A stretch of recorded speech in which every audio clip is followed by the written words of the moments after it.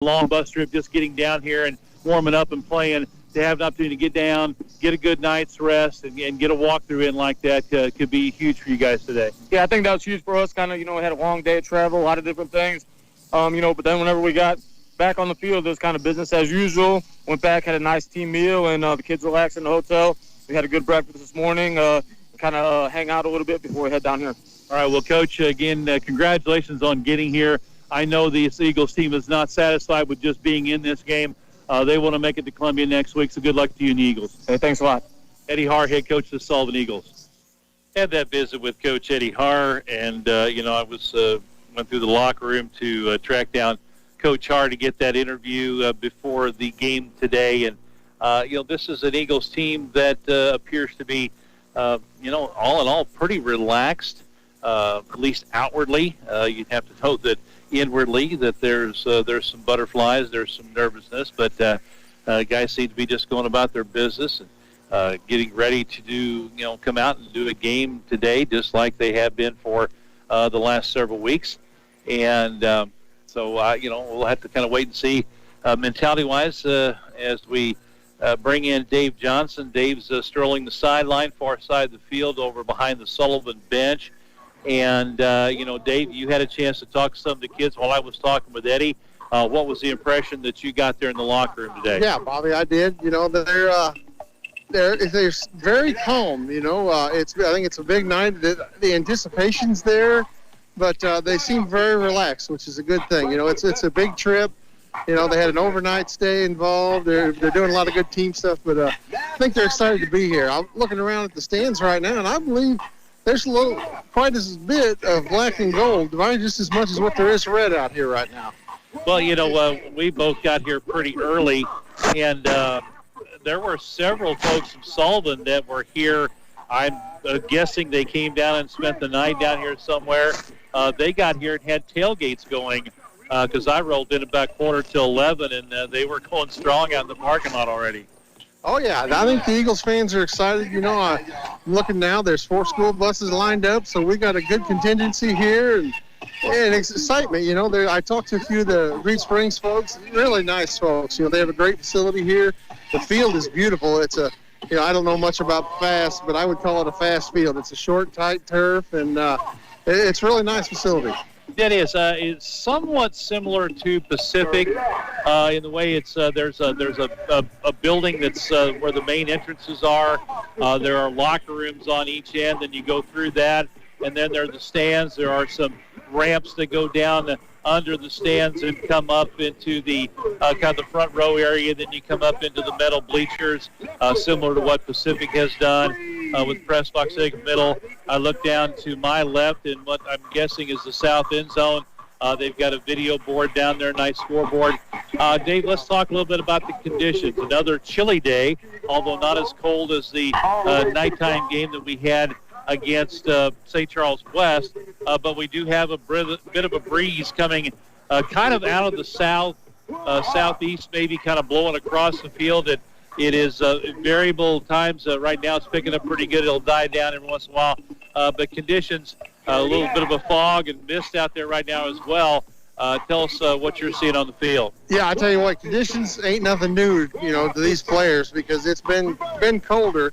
But whenever that breeze blows, it is quite cool. I even had to run and go get me another jacket out of the car. It's a little breezy, but it ain't too terrible. I think everybody's expecting some rain to come in later, and hopefully it'll hold off till we get done here. But there's that possibility too, which those conditions is going to change the game immensely, I believe. Well, we saw with the cold night last week at home against St. Charles West, all the fumbles.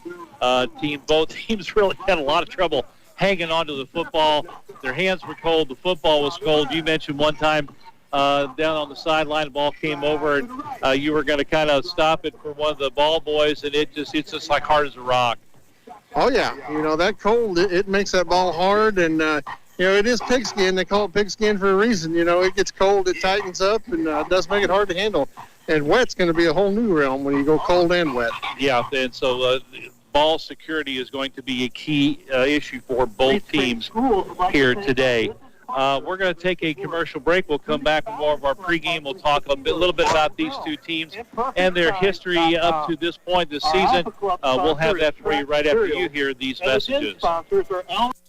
CD King Construction, LLC is a local general contractor that can provide you with any construction needs you may have. The goal at CD King Construction is to complete projects that exceed the customer's expectations. They take special care in each and every detail with your budget and goal in mind. From custom work to simple installation jobs, CD King Construction has a service to fit your needs. Learn how your dreams can become a reality by calling Cody at 573-259-9234 or find CD King Construction, LLC on Facebook.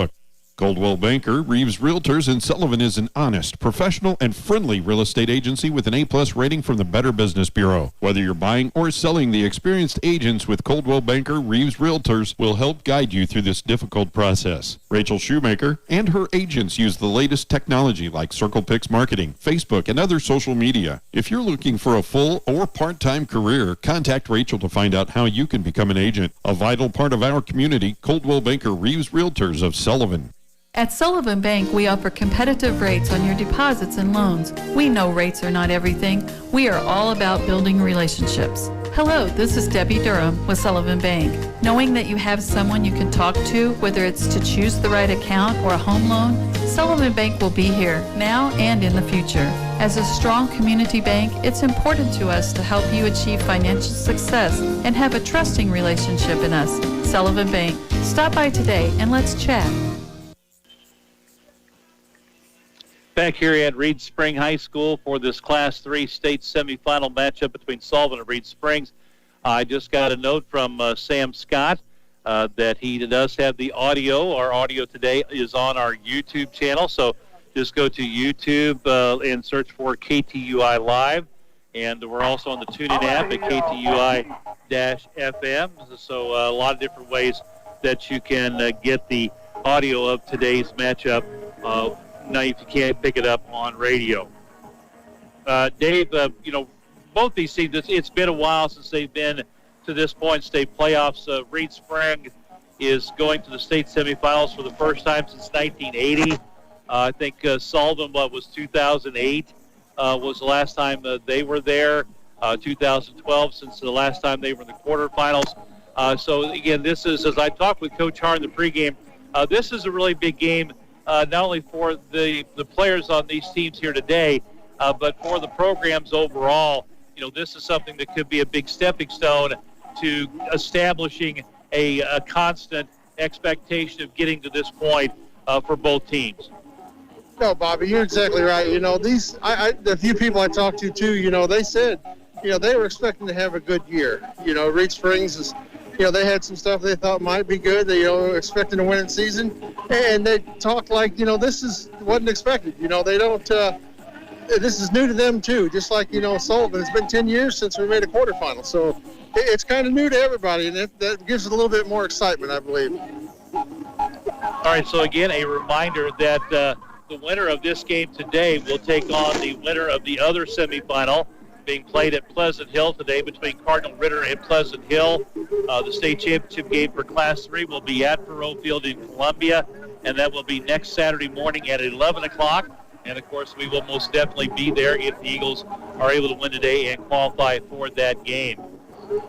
Reed Spring is a team that relies on their running game as we talk. Some really good players in that backfield. They've got a young man who is committed to Missouri State for next year. I think started the year as a tight end. He's 6'4", about 250. Has been playing some fullback as of late. I know he had a big touchdown against Boonville last week in their 21-7 win. So we may see him today. A big line up front, a big fullback, and then a running back, Preston Bluebaugh, 5'10", 175, but from what I understand with pretty good speed. So again, much like last week, the Eagles are definitely going to have their hands full defensively, trying to slow down a potent running attack on the other side of the field. Yeah, Bobby, I was looking over that roster too, and they got, I like to call them the Twin Towers. They got two guys they're 6'5" and over 290 pounds, so that's going to be a load. The guys, good technique will beat them though. that's the thing. You got big guys like that. You get on them and get position, you can make those blocks.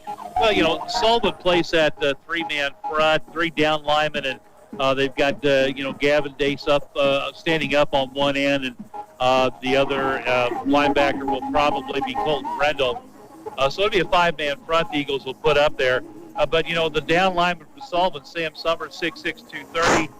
You're going to have Caden Thacker, 5'8", but 285. And then Jeremiah Rodriguez, 5'11", 235. Not small by any stretch of the imagination. Now, Sullivan loses a little bit of size when they go to some of their subs.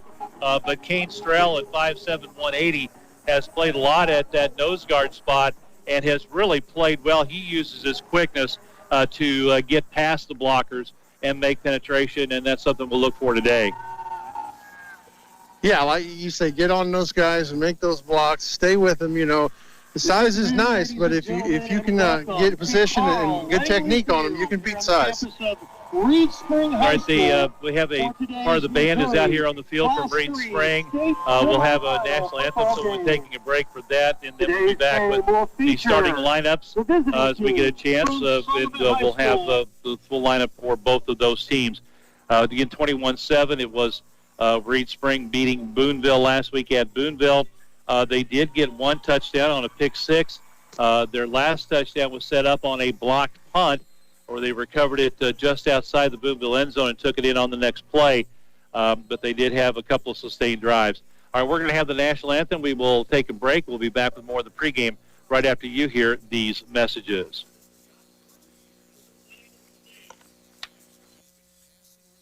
B&B Quick Stop in Sullivan is your local ZX gas station and convenience store. B&B is conveniently located on the South Service Road and is an easy place to stop on your way to almost everywhere. There's great coffee to get you going in the morning and several sizes of ice cold soft drinks and tea to quench your thirst. And whether you're driving a motorhome or a subcompact, you can get it into the car wash behind B&B, and the automatic car wash has several different options for either a soft touch or a touchless wash. B&B Quick Stop, your ZX gas station on the South Service Road between the overpasses in Sullivan.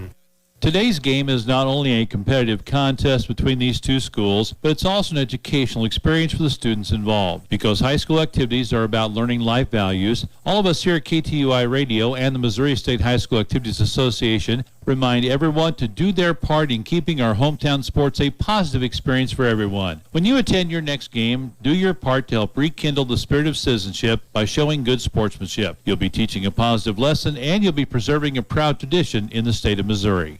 Hey folks, Gene from Strasser Senior Services here. Annual enrollment starts October 15th and runs through December 7th. So if you're new to Medicare or been on Medicare for many years, now is the time to compare your Medicare plans and all options you're entitled to. Don't be fooled by what you see and hear from the celebrities on TV. Check out my website at StrasserSeniorServices.com or call me at 573-308-5255 to set up a no-cost consultation. Thank you, and we appreciate your business.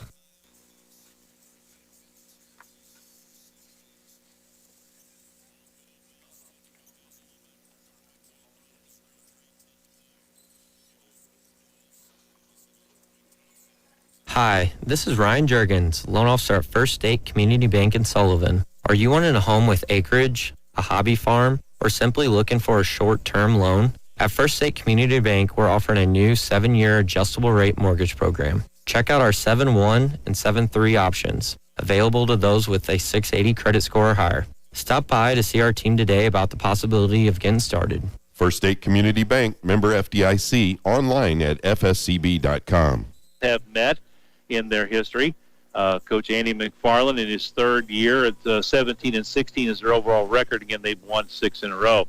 Starting offense for Reed Spring at quarterback, number 7, Blandy Burrell, a 5'10", 175-pound junior. He's a left-hander. At halfback is number 23, Preston Bluebaugh, 5'10", 175, and a senior.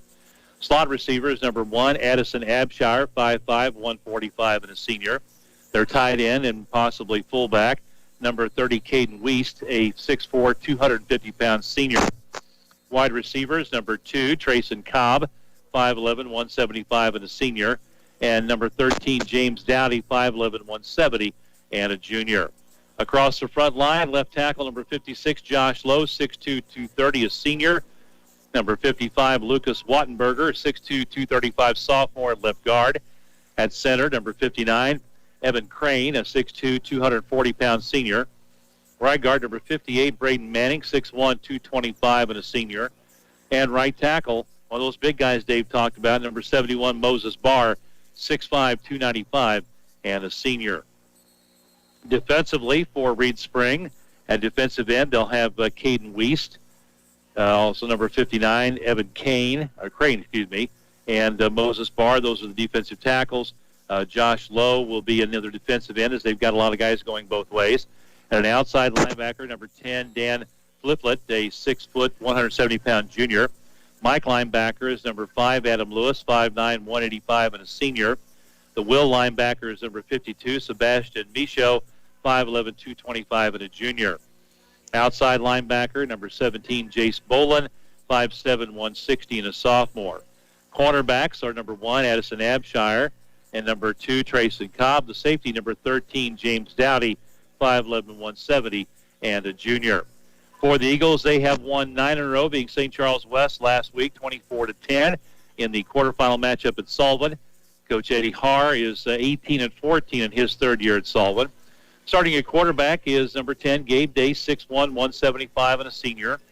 Running back will be number 27, Frankie Yerk-Slavin, 5'10", 180, and a junior. Number 4, Gavin Dace, a 6 foot, 180-pound senior. Caden Bryan, number 8, 5'9", 175, and a senior. Jonathan Martin, number 13, 6 foot, 150, and a senior. Tight end, split end, is number 6, Sam Summers, 6'6", 230, and a senior. Across the line, left tackle, number 70, Nolan Center, 6'2", 260, a sophomore. Left guard is number 69, Caden Thacker, 5'8", 285, and a junior. The center, number 50, Bennett Sherrill, 5'11", 190, and a junior. Right tackle is right guard, number 75, Hayden Davis, 5'8", 150, and a junior. Right tackle, number 52, Ben Brendel, 6 foot, 215, and a senior. Eagles defense will have Sam Summers at a defensive end. Caden Thacker will be the defensive tackle. Jeremiah Rodriguez, number 22, 5'11", 235, a junior at the other D end. Going with the 5 linebacker set up today, number 12, Colton Brendel, 6 foot, 165, and a junior, 1 outside linebacker. Inside, you'll have number 20, Aiden Kane, 5'10", 185, and a junior. Frankie Yerk-Slavin, number 30, Dayton Skaggs, 5'9", 180, and a junior. And Gavin Dace. Your cornerbacks, number 7, Dominic Ransom, 5'6", 175, and a junior, wears number 7. And Caden Bryan, number 8. And your safety is number 13, Jonathan Martin. So there's your starting lineups.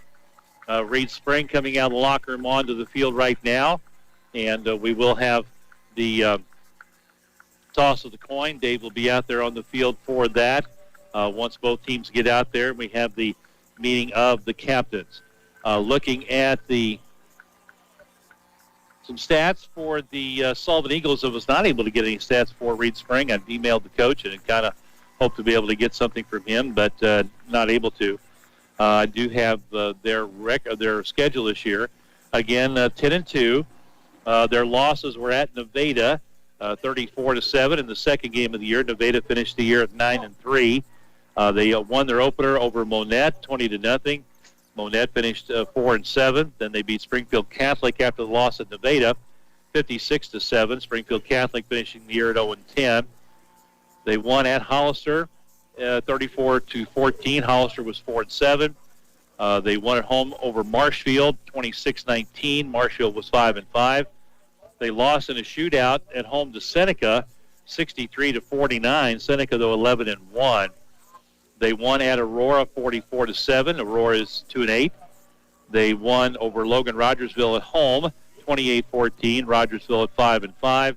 And then they beat an 8-4 Mount Vernon team, 35-34 in overtime on the road to finish out the regular season. In district play, they got the top seed and got a first-round bye. They edged Cassville 14-7 in their opener. Cassville finished 5-6. They beat Osage 35-6 in the district championship game. Osage finished at 7-4. And last week defeated Boonville on the road in Boonville 21-7.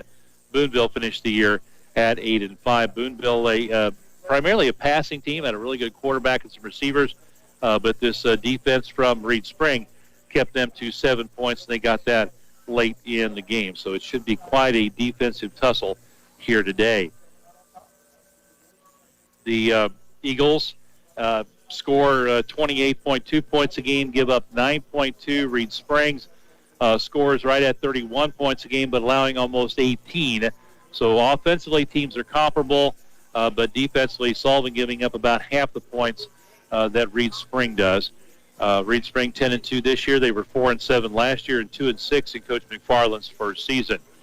For the Eagles, they are led by Frankie Erkslavin. He's got 15 touchdowns, 7 two-point conversions for 104 points. Gabe Dace with 62. Sam Summers 42. Jeremiah Rodriguez with 40. Gabe is 80 of 127, throwing the ball for 63% completion, 1,243 yards, 14 touchdowns, and 4 picks. Sam Summers leading receiver with, Frankie Erkslavin leading receiver with 17 catches, 139. Summers has the most yardage with 335 on 15 catches, 5 TDs, averaging about 22 yards per completion. Running the ball, Erkslavin leads the way, 138 carries, 1,129 yards, 14 TDs running, averaging 8.2 per carry. Gabe Dace been running the ball well as of late, 62 rushes, 661 yards, 7 TDs, averaging near 11 yards per carry. Total yards, Erkslavin at 1,268. Gabe Dace second on the team at 661 on his rushing yardage. The defense is led by Erkslavin with 108 total tackles, 2 fumble recoveries, and a pick. Jonathan Martin with 93 tackles, Gavin Dace with 81, and 3 fumble recoveries. Now, they don't have, I don't think, accurate sack stats. They've got Brendel with 2. They don't have Dace with any, but I know he has a number of tackles for loss and probably some sacks included in there as well. So we are waiting for the 2 teams to make their way, the captains make their way out onto the field. For Sullivan, it's Sam Summers, Gavin Dace, Gabe Dace, and Caden Bryan. For the Reed Spring Wolves, they have number 5, Adam Lewis, senior. Number 30, Caden Wiest. He is a senior. Number 59 is Evan Crane. He's a senior. And number 7, their quarterback, Blandy Burrell. He is a junior. Those are the captains as they head to the middle of the field. Dave Johnson's going to work his way out there. And he will have, he'll get the microphone in there, and we'll get up the toss of the coin. We've got some video coverage here today as well, but we're glad you're with us on the radio on 102.1 KTUI FM. Captains are shaking hands, and coaches are out there as well. All right, guys, sportsmanship's key tonight. White to white, red to red. If we're talking there, we're trying to help, okay? Legally equipped. Good luck, you're dismissed.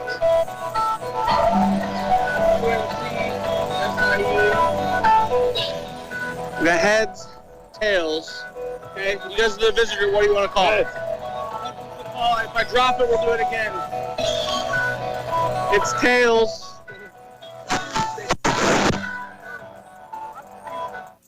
All right, so it comes up tails. Reed Spring wins the toss. They have elected to defer to the second half, so Sullivan will get the ball to start the ball game. The Sullivan Eagles will go into the wind from right to left across your radio dial here in this first quarter of play. Again, cold, chilly, windy day, temperatures in the lower 40s. Breeze that is moving around a lot. We got here, it was coming out of the southeast, but now looks like it's blowing the opposite direction.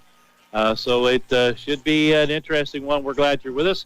KTUI 102.1 FM Sullivan, along with the TuneIn app at KTUI-FM.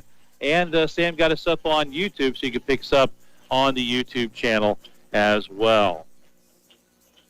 Now we've got some folks that have let me know that they're listening in today. We do appreciate that. So the opening kickoff being brought to you by Dace Insurance. They work to find home, life, auto, and commercial policies tailored just for you and your needs. Dace Insurance is located at 602 North Franklin in Cuba, 4070 Springfield and Sullivan, bringing the opening kickoff of today's game. The Eagles will have Aiden Kane and Gavin Dace deep, and kicking it off today for the Wolves of Reed Spring will be number 20, Miguel Campos, a 5'8", 140-pound junior, does the place-kicking duties for Reed Spring. Now, we are about ready to go. We're glad you're with us here today. Again, the winner goes to the state championship game in Class 3 in Columbia next Saturday. The Wolves are in the red jerseys with the white pants, white numbers, white helmets with the red wolf and the red stripe. Sullivan in the all white today with the black numbers trimmed in gold and the white helmets with the black stripe down the middle. We are just kind of waiting here now for the clock to run down and the white hat to give the signal. There's some folks sitting in chairs in the south end zone. Extra bleachers in here. The stands are full, and here we go. Opening kickoff brought to you by Dace Insurance. Campos is ready, and the white hat gives the signal. We're ready to go. With the approach, a short pooch kick, fielded on the run by Nutback at the 34, and he's hit and run out of bounds at about the 44-yard line. And one of the upbacks getting to that was number 14 for the Eagles, and that is Seth Valley. Dave back up here. So the Eagles in good field position. They'll start off at their own 43-yard line. Again, they'll have Gabe Dace at quarterback. Frankie Erksleben will be the running back in the pistol. And as they did last week against St. Charles West, they'll start out in the 4 wide, 2 men to each side. Hand off to Erksleben, bounces through a hole left side, hits the pile, gets up to maybe across the 45-yard line. He's hit and driven back, but they'll mark forward progress across the 45. About the 45.5. We'll call it a gain of 2. Make it 3. They're going to give him to the 46 just about. So the first handoff to Frankie Erksleben, and we are underway. Ball marked in the middle of the field between the hash marks. Again, they'll have 2 men wide to each side. Summers and Martin to the left. Bryan and Dace to the right. Gabe in the shotgun. In motion from left to right, Martin. They're coming back to the right side on the option. Gabe pitches it back to Erksleben, has the corner inside Wolf territory, marked down at about the 47-yard line. A pickup of about 6 on the play leaves Sullivan with a 3rd down and 1, ball just shy of the Reed Spring 48-yard line. They brought Martin in motion from left to right and then came back against the motion to the Reed Spring side of the field, near side of the field here in front of the home bleachers and the press box. So Sullivan with a 3rd down and 1 now.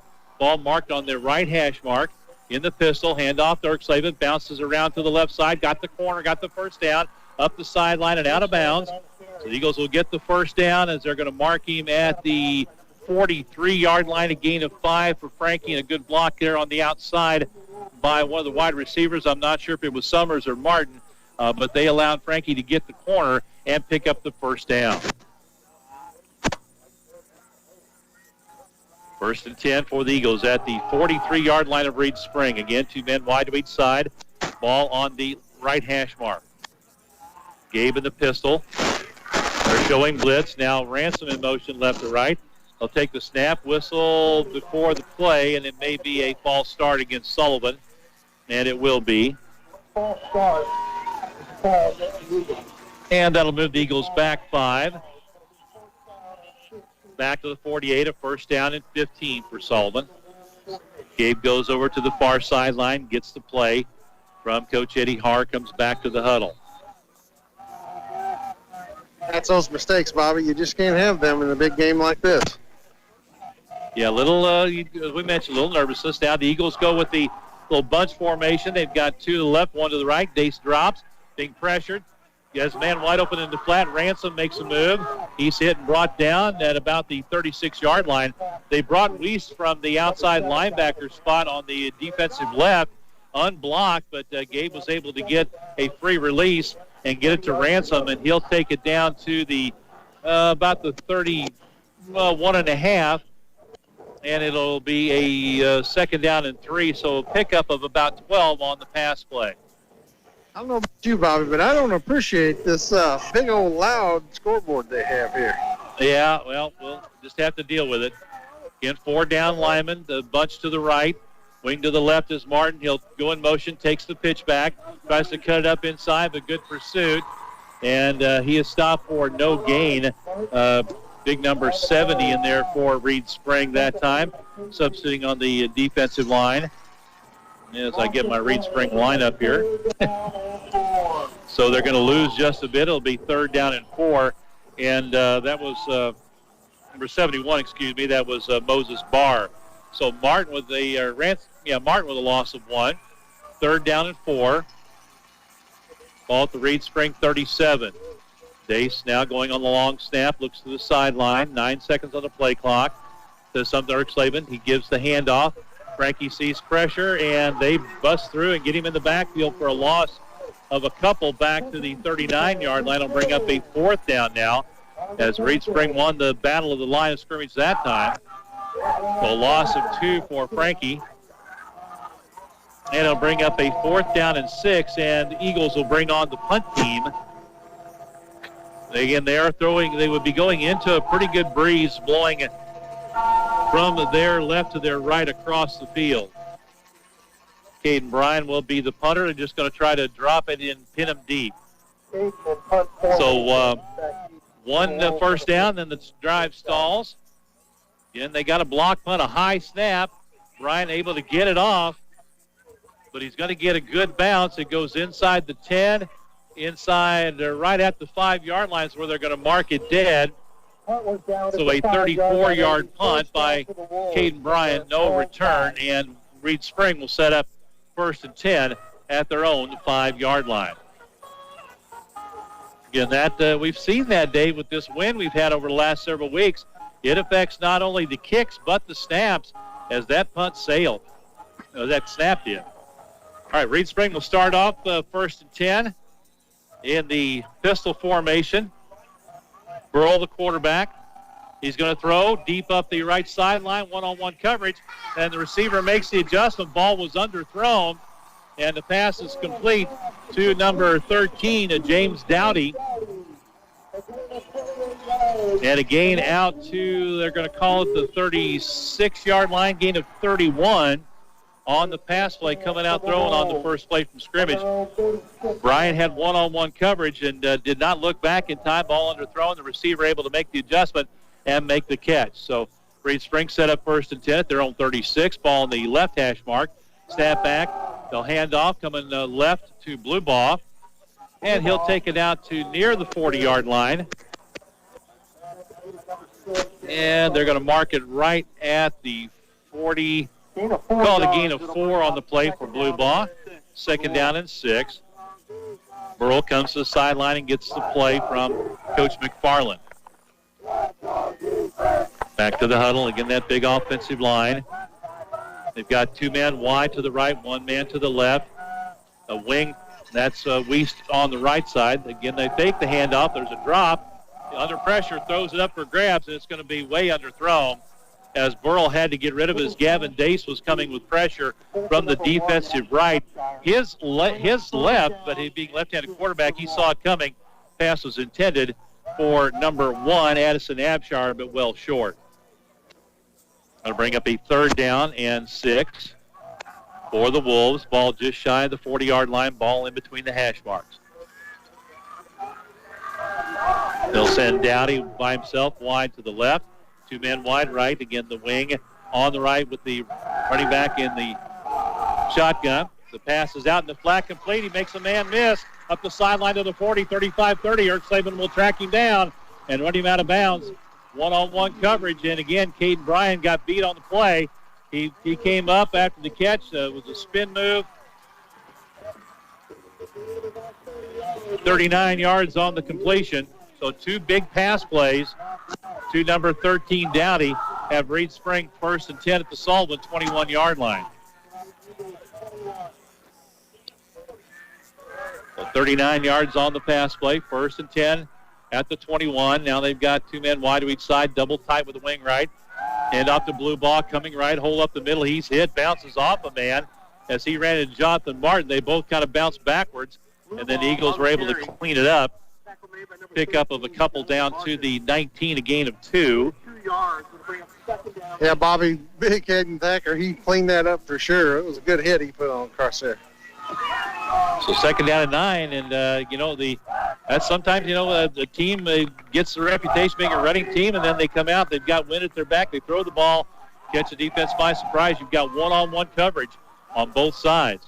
Snap back. They fake the handoff, rolling out, being pressured, and Burrow is sacked.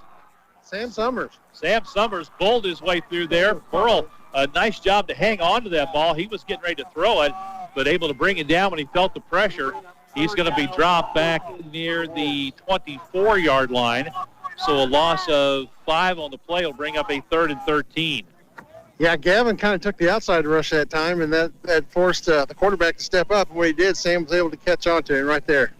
Well, a big 3rd down play for the Sullivan defense, probably 4-down territory. I saw their kicker made a couple from 35 with the wind at his back in warm-ups. Got a pretty stiff breeze right now. 2 men to the right, 1 man high snap. Burrow brings it down, being pressured, steps up, and he throws a wounded duck with a man wide open. He drops it. That was a winged quail, and Abshire broke wide open, coming all the way from the right to the left. He had 2 steps on Jonathan Martin, and he just kind of overran it. It died, and he dropped it. And a big break there for the Eagles. It'll bring up a 4th down and 13, and Reed Spring will go for it. So Sullivan may have to change some things up defensively as these receivers are getting wide open. They'll have 1 man wide to the right, 2 men now to the left. That's the 2 guys. 13 is Dowdy and Abshire. And a timeout will be called. Timeout on the field. Timeout Wolves. Timeout by Reed Spring. We'll take a break. And with 5:05 to go in the first quarter of play, there is no score. At Missouri Baptist Sullivan Hospital, we don't just work in the community. We live here, too. We understand what it means to raise a family here, and we know the importance of having the highest quality healthcare nearby, with BJC Healthcare doctors, nurses, and specialists to treat all your needs. This is your best medicine. Missouri Baptist Sullivan Hospital, proud to serve the community we call home. The birth of your baby. Timeout of the ball game with 5:05 to go in the third quarter, facing a big 4th and 13 play at the Sullivan 24-yard line. Bobby, we talked about that big offensive line. I'm going to tell you what, they ain't missed too many catfish dinners. I'm going to tell you, they're some big boys. I don't think they missed dinners of any kind. All right, here we go. You've got 2 men wide right, 1 man wide left. The running back offset to the right. Another high snap, bobbled. He gets away, he's hit, and it's going to be picked off at the 8-yard line. Caden Bryant read it. He makes 1 man miss, a return to the 17. The Eagles changed things up defensively. They had a good play, and again, good pressure. I don't know if that was Sam Summers or Gavin Dace. One of them forced the quarterback to throw a little bit early, and it was picked off. Yeah, that was Gavin Dace in there. He took a hard outside, it wasn't touched, took a hard outside rush and got in there and put a pop on the quarterback. So Caden Bryant gets the interception, a return out to the 16-yard line, so a return of about 8 yards. And the Sullivan defense holds. They have it 1st and 10, but deep in their own territory. 2 wide each side, ball on the right hash mark. Handoff to, I believe, Rodriguez. Hits the pile in the middle and goes nowhere. And that was 22, Jeremiah Rodriguez. No gain on the play, and that's one of the things that Coach Hart was concerned about, that big defensive front. Got 4-man front up there with a big linebacker on each side. Weist, he'll come over. Actually, he's going to be out on the slot man. Again, Sullivan goes with the 4 wide in the pistol. They show blitz in motion. Now optioning to the right side, trying to get around the corner. Rodriguez has some room. A good gain up the short side of the field across the 20. And they'll mark it down. Where's he going to go? At about the 22. So it'll be a gain of 6 on the play by J-Rod. That'll bring up a 3rd down and 4 for the Sullivan offense. Again, 2 men wide to each side. Ball on the left hash mark. Gabe Dace coming right side. Will flip it back to Erksleben, trying to get the corner, and nothing there. Great job by Reed Spring to string that one out. Went to the wide side of the field, but Reed Spring with good speed to get there.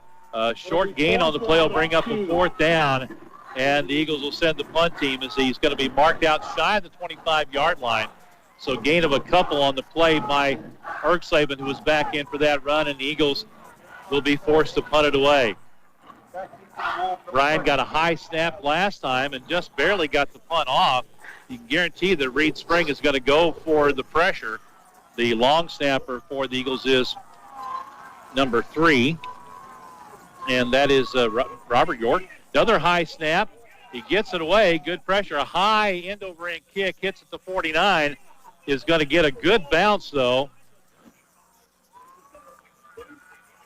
And it's going to roll dead inside the Reed Spring 30. Ball was at the 24-yard line, so 26, 36, and 46 yards on the punt as they mark it down just inside the 30. Again, a high snap, but a great job by Caden Bryan making a 47-yard punt as they are going to mark it at the 29. So Reed Spring with a couple of big pass plays got down close. Eagles stopped them, but Sullivan a 3-and-out forced the punt. 2 men wide left, 1 man wide right. Another high snap. Handoff to Blue Ball. Grabbed around the ankles. Nice play coming up by Frankie Erksleben before he could break loose and get out around that right corner, and they're going to mark him for a loss of 1. Loss of 1 yard. Erksleben, a nice job shooting the gap that time out of his linebacker spot. They've got big Caden Thacker at the nose.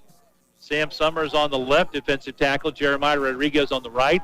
Gavin Dace playing that outside linebacker spot on the right. Colton Brendel on the left. 2 men wide left, 1 man wide right. Hand off again to Blue Ball. Good penetration by the Eagles. They stuff him up for a loss again. As neither team offensive lines are able to do much. And Blue Ball is going to come up a little lame. He kind of hold his back a little bit, and a loss back to the 26. Loss of another yard. Will bring up a 3rd down and 12 as number 17 comes in the ball game, and that is Jace Bolin. 2 men wide left, 1 man to the right, ball on the right hash mark. High snap through the hands of the quarterback, being chased by Brendel. He gets it away short, coming back, and it's going to be caught by Dowdy, but well short of the 1st down at about the 33-yard line. So a gain of, let's see, where was he? Back at the 26. So a gain of 7 on the play. Good job by Dowdy to come back on the underthrown ball. But 4th down and 6, and they will punt. And the punter is Caden Weist. Dominic Ransom deep to receive. Good snap. No pressure. Gets off an end-over-end kick. Will hit it about the 39 and bounce. Picked up on the bounce by Ransom. Sidesteps 1 man, and he's hit and wrapped up as he gets back across the 30 to about the 33-yard line. A return of about 4 yards. They'll mark him at the 32. It'll be 1st down for the Eagles. He picked it up on the bounce at about the 28, so a return of 4 for Dom Ransom.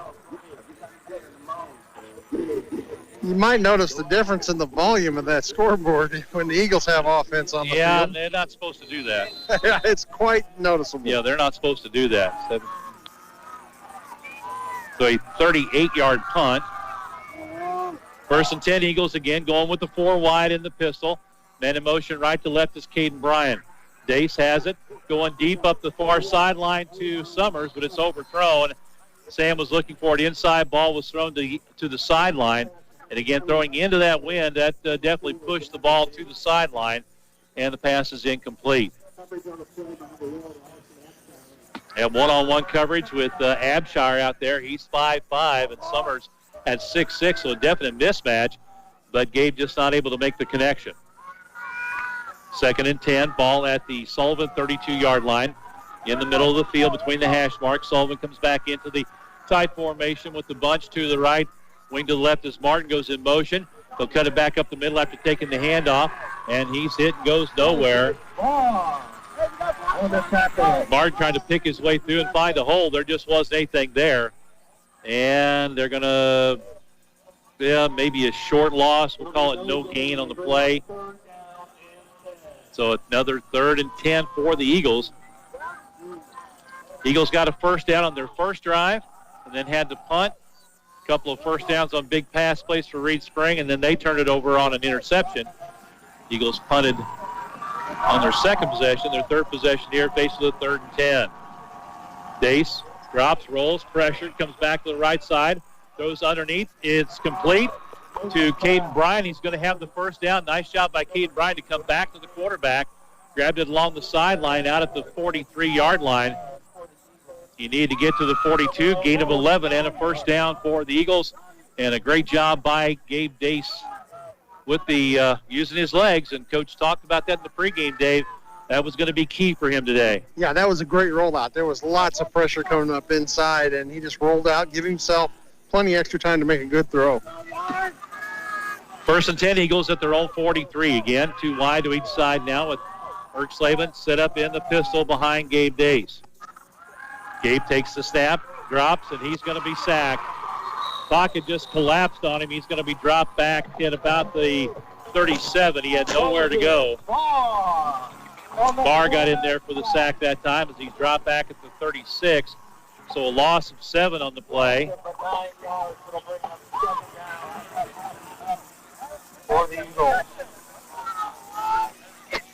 Like you said, Bob, we got to get that pocket moving. It's got to go to one side or the other because coming up the middle is a rough go. So line of scrimmage was the 43, and it's back, and we're going to be at the end of the first quarter of play. We've got 12 minutes in the books, and as we head to quarter number 2, between the Sullivan Eagles and the Reed Spring Wolves, there is no score. Is one of the most special days of your life, and where you choose to deliver is important. Families in our community trust Missouri Baptist Sullivan Hospital. Our expert physicians, midwife, and compassionate nursing teams will be by your side to guide you on your journey from pregnancy to delivery and beyond. So you'll feel confident as we support and celebrate your family. Your best medicine is close to home at Missouri Baptist Sullivan Hospital.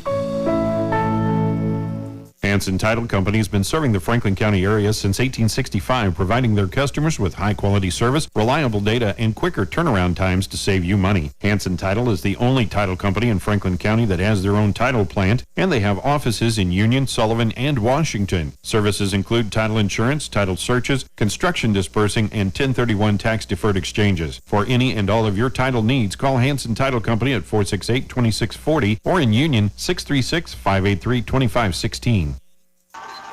Sullivan faced with a 2nd and 17 after the sack as we get ready to start the second quarter play. Ball in their own 36. In showing blitz, man in motion. Slavin are going to swing it out to the right side. Pass is complete. He's got a block on the corner. Runs over one man, and then they finally get some help, but a good pickup by Frankie as they're going to take it out to about the 46-yard line. So a gain of 10 on the play. And it'll be a 3rd down and 7 for the Eagles, ball at their own 46. We'd definitely love to see the Eagles sustain something here with a big 3rd down pickup. Gabe goes to the sideline, gets the play from Coach R, back to the huddle, 13 seconds on the play clock. Ball just outside the left hash mark. Eagles go with 2 wide receivers to each side. Dace in the pistol formation.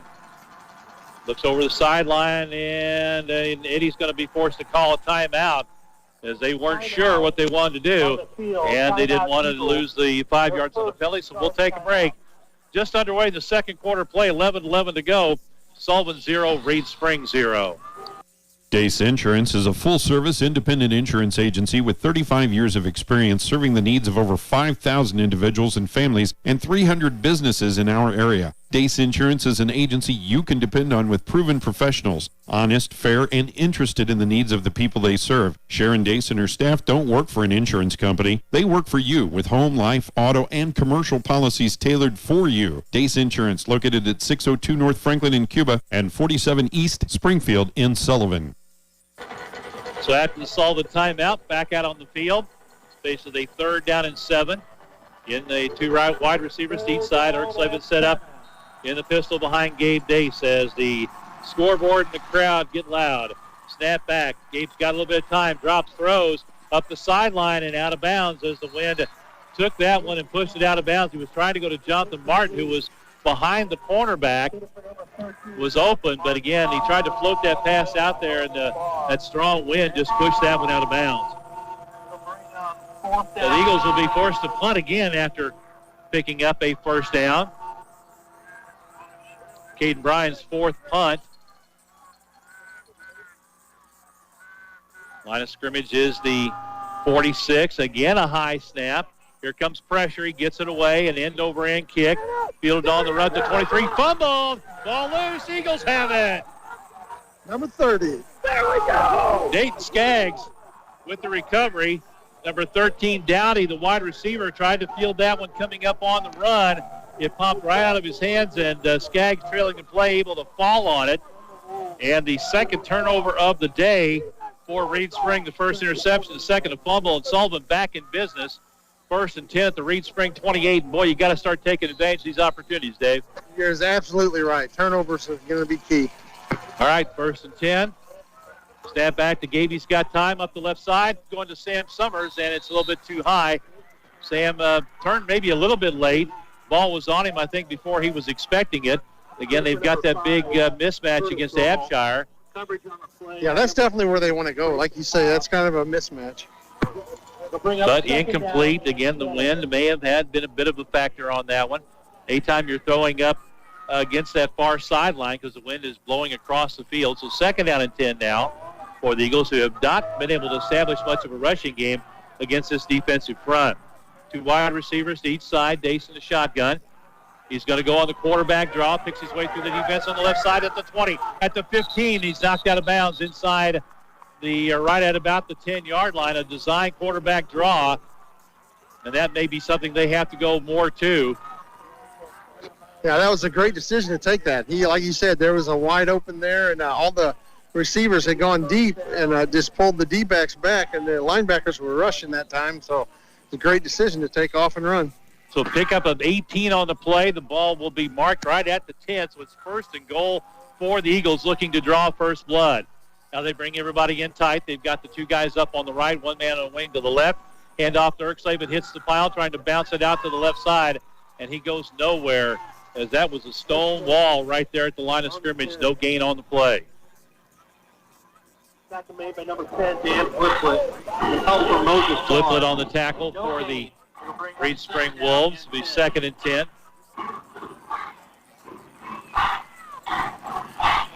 Ball on the left hash mark.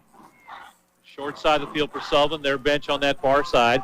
Get everybody in tight. They've got the wings down on the left with the upright on the right, and Erksleben is the back. Gable drop, looking, being pressured, and it's thrown short, complete to Dominic Ransom on a little underneath curl route. And he'll be down at about the 2, maybe the 3. We'll see where they put it down. Putting it on the 3.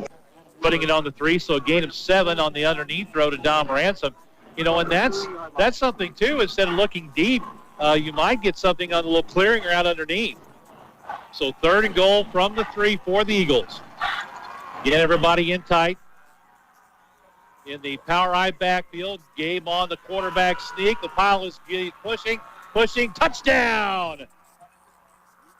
Gabe Dace on the quarterback sneak, and they just push the pile across the line of scrimmage, and the Eagles draw first blood, taking it in from 3 yards out for the Sullivan Eagle touchdown. Big play right there, just like you said. Student body, everybody went.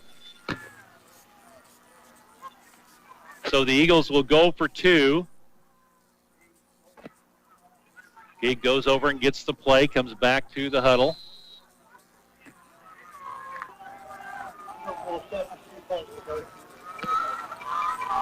And they'll have the bunch formation to the right. Dace will roll that direction. Throws underneath, and throws it behind the intended receiver, Colton Brendel. Flag from down. the backside over here. Oh, wait, hold on. Was completely to the right side, and on the backside of the play, he threw the flag. So let's wait and see now. Maybe the Eagles will get another shot at it. Now, they flooded that right side. We have an ineligible man downfield, so that is declined. 2-point conversion, no good. So with 9:30 to go in the first half of play, the score, Sullivan Eagles 6, the Reed Spring Wolves 0.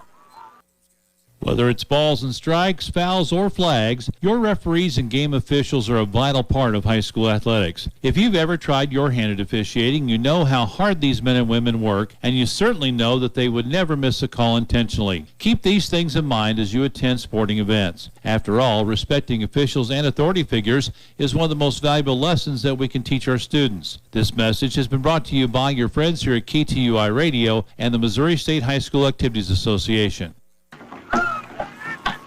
So the Eagles get on the board first. A 3-yard run by Gabe Dace. A 2-point conversion was no good. Eagles lead it with 9:30 to go in the half, 6-0. As Caden Bryan will kick it off from the 40. 2 men deep. Looks like Dowdy and Abshire. High, spinning end over and kick. It goes deep as the wind carries it back to the 9. Dowdy has it there. Across the 20. He's got a good return going out across the 30. James Dowdy on the return before being knocked down by the Eagles at about the 31-yard line. So a 23-yard return.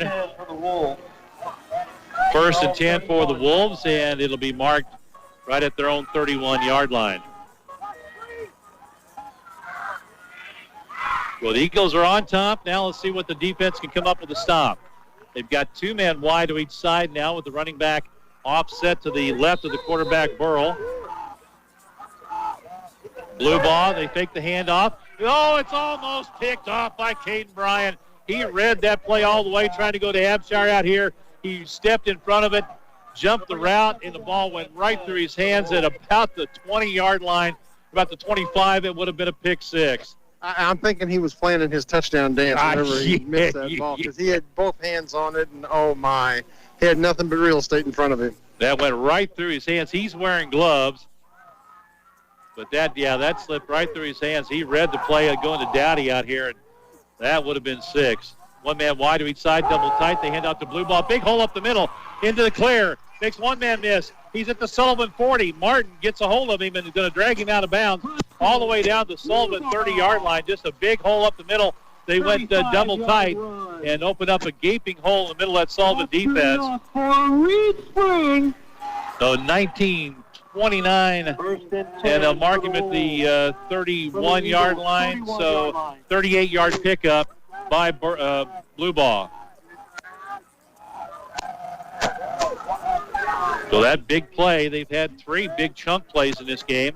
First and 10 to Sullivan 31. Burrell's going to roll to his left. He got a man open short. That's Dowdy. It's complete. As Brian was giving him a lot of room. 13, James Dowdy. Then that was down to the 21. It should be good for a first down. For another re-spring. Their 4th of the ball game. First and 10 for the Wolves. First and 10 at the 21. From the Eagles. Now Brian got burned earlier, so he's given Dowdy some cushion, and he just ran a little curl route, went down, got the first down yardage. They'll go wing to the right, wide receiver each side, high snap, hand off to Blue Ball up the middle. Eagles are there this time as he gets inside the 20 to about the 19. We'll call it a gain of 2. Tackle made for 69. Thacker in on the tackle for the Eagles. Second down and 8 for the Wolves at the Sullivan 29-yard line as Thacker comes out for a rest. And stepping in there for the Eagles is number 51, and that is Ethan Cook, a freshman. Again, double tight with a wing, 2 wide receivers to the right, high snap. Burrow looking to the right. He's got time now, being pressured. He's going to throw back across the field to a wide open man, and it's caught and knocked down back at the 5. That was number 2. Number 2, Trayson Cobb. Trayson Cobb. That's a gain of he rolled to his right, threw back across to the left, and pass complete to the 16-yard line, so a gain of 15 on the play. From the Eagles, 6-yard line. So it's Reed Spring in position now, first and goal at the 6, trying to answer the Sullivan touchdown. Quarterback under center. They hand off to Wiest on the end around, and he's going, no, it's Dowdy, and he's going to be knocked out of bounds at about the 1. On the carry. Yeah, they had Dowdy coming on the end around. Out of bounds inside the 1-yard line. Dowdy at 5'11", 170. He set up on the right, came around in motion from right to left, and a gain of 5 by Dowdy. Yeah, Bobby, they got their heavy package in. That number 30 at West, he's a big boy, too, for a fullback. Yeah, 6'4", 250, plays tight end. So, and a quarterback sneak, and he is going to be in for the touchdown.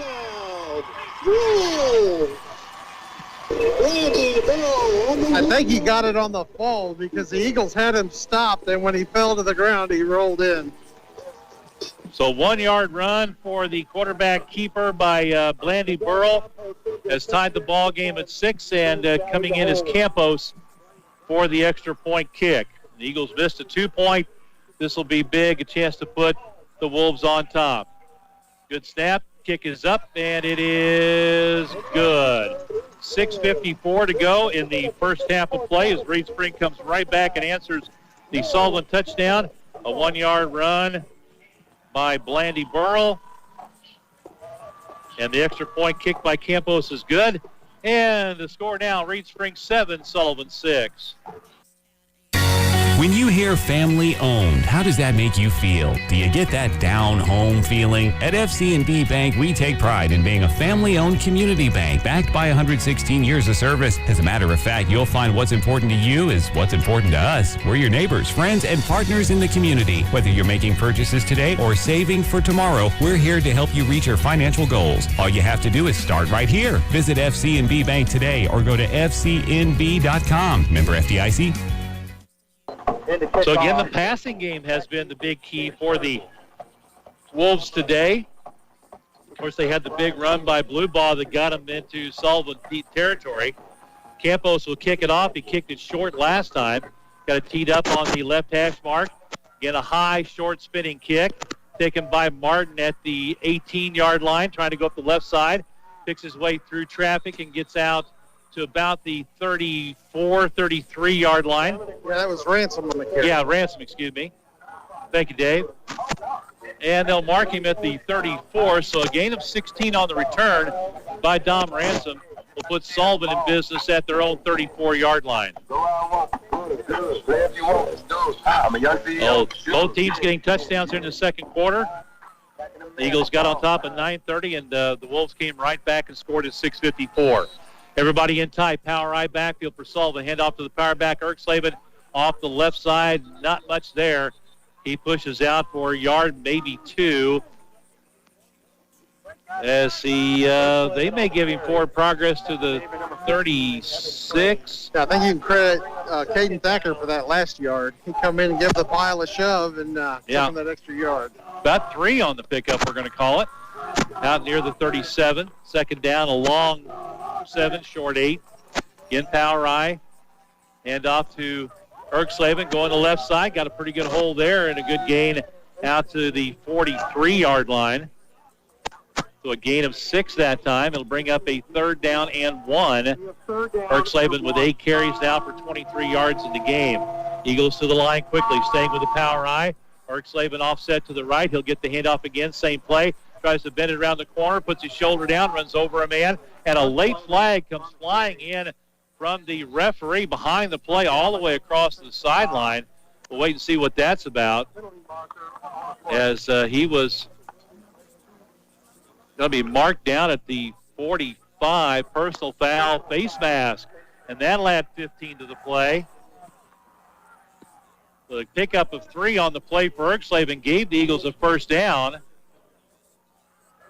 but add 15 on the face mask. They'll take the ball down to the Reed Spring 39.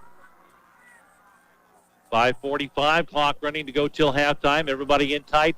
Power I with Erkslavin set to the right. Deep handoff. Rodriguez, big hole right side. He rumbles across the 35 to about the 33. And the Eagles may have found something here with this power I. Ball in the middle of the field. A gain of 6 on the play by big Jeremiah Rodriguez. Second down and 4 for the Eagles. They've got to get just across to near the 29-yard line. Ball at about the 33. Again, the power I. And off to Skaggs up the middle, hits the pile and goes nowhere. It's grabbed and thrown back. And they'll give Skaggs a yard to the 32.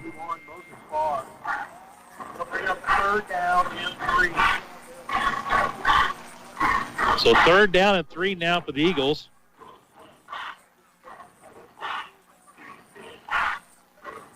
Big 3rd down play. It'll be 4 down territory for Sullivan. Again with that power eye, hand off to the deep back. That's Dom Ransom goes right side, gets it to the 25 for an Eagles 1st down, a gain of 7. Yeah, Bobby, we was talking about how big those guys are on the defensive line, but also I'm watching after every play, they got their hands on their hips. I think they're getting a little tired, and maybe that's why the Eagles have been able to run here lately. They're wearing them down. Well, we talked about a lot of these guys are going both ways, offense and defense. Sullivan, those 3 down linemen, they've got some guys going both ways, but they're trying to get a pretty good rotation as far as substitutions go. Sullivan going with a offset to the left, a little power formation there. Erkslavin, big hole, tries to break it outside, runs through 1 tackle, and we have a flag down behind the play. That may be a hold on the Eagles. No, that's going to be another face mask. Another face mask. Well, Erkslavin with a good run. Eagles went heavy to the left, 2 flags down.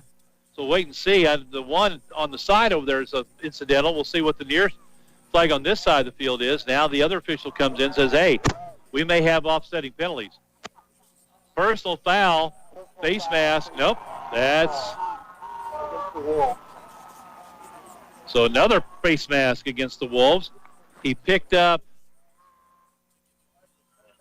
Yeah, just as Frankie broke through the line and got into the open, Okay. There was a guy literally just reached out, and that's the only thing he touched was his face mask. Grabbed him and kind of jerked his head around, and that's what got the call. He got down to the 16, half the distance, 8 yards, so 1st and goal Eagles.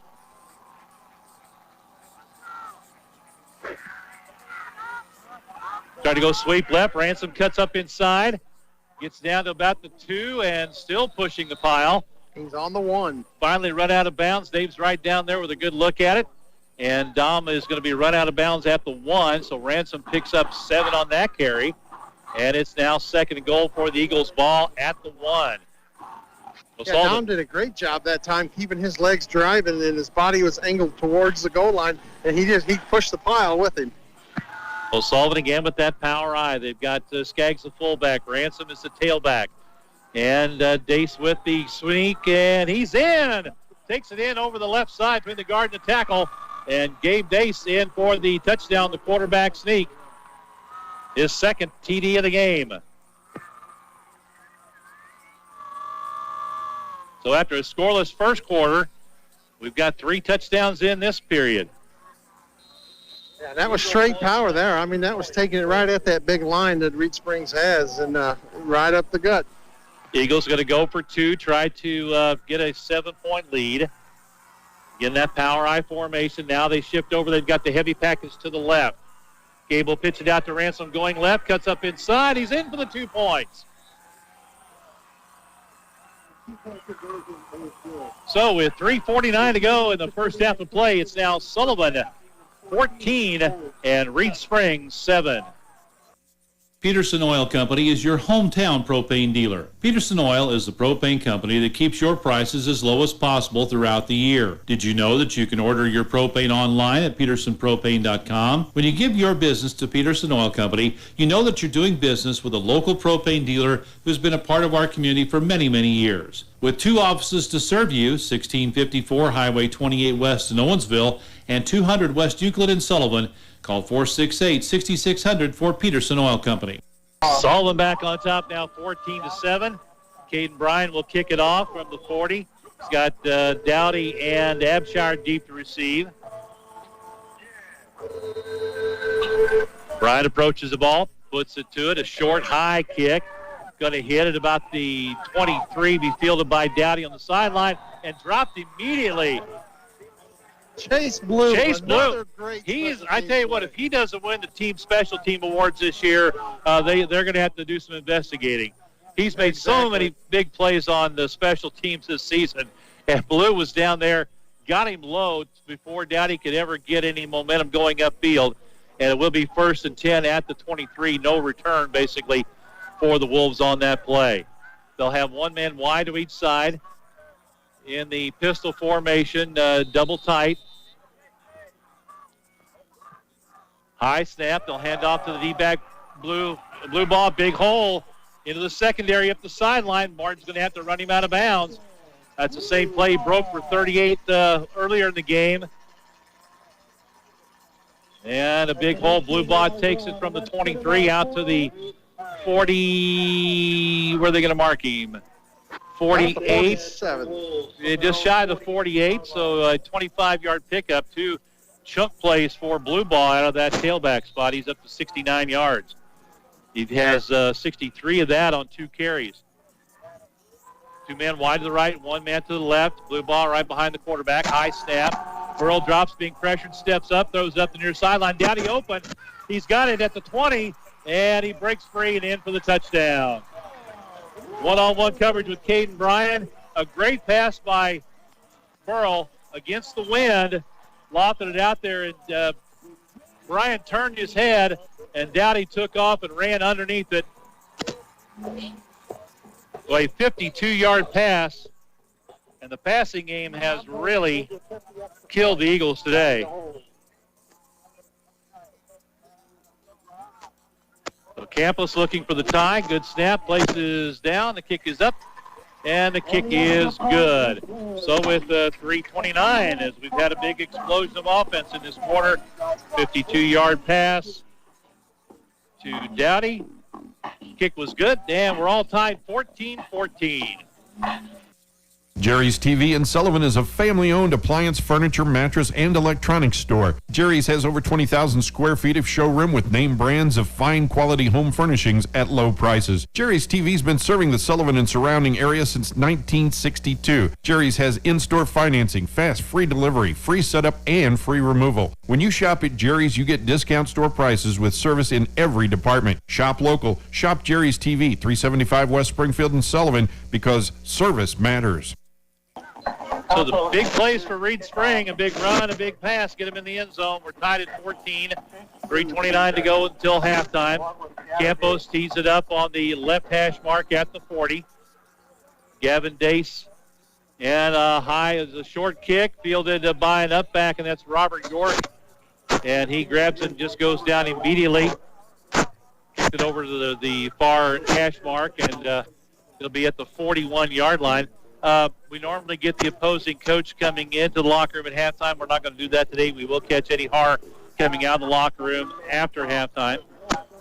So the Eagles have it 1st and 10. Good field position at their own 41. In the other semifinal, last we have here, 7:52 to go, or 7:53 to go till half. It was Cardinal Ritter leading Pleasant Hill 14-3. Thanks to Will Johnson for sharing that with us. And a little bit of a delay now is what we're waiting on. Yeah, they keep looking at the clock. Yeah, they're trying to reset the clock. I don't think it started on the kick.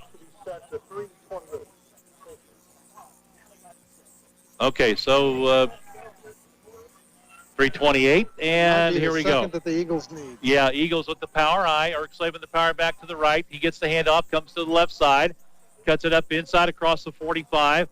To near the 47. And from the 41 to about the 47, we'll call it a gain of 6 for Frankie. And he has 11 carries, 41 yards unofficially.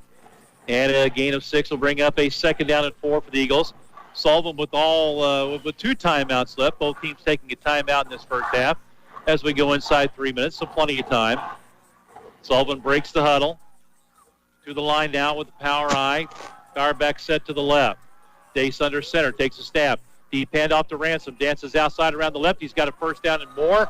He takes into Wolf territory at about the 47. So a gain of 6 on the play for Dom Ransom out of that tailback spot. And the Eagles roll up another 1st down. Their 7th of the game unofficially. Yeah, the Eagles are finding their off-tackle plays now to make it some yards. Yeah, now that power eye coming to the right this time. Hand off to Eric Slavin. He's hit in the backfield and dropped. Good penetration over here by Wiest and Bolin. And a loss on the play of, well, I'll call it no gain. Second down and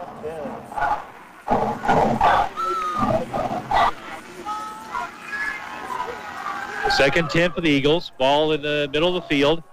Power eye set to left. Pitch out to Ransom going left.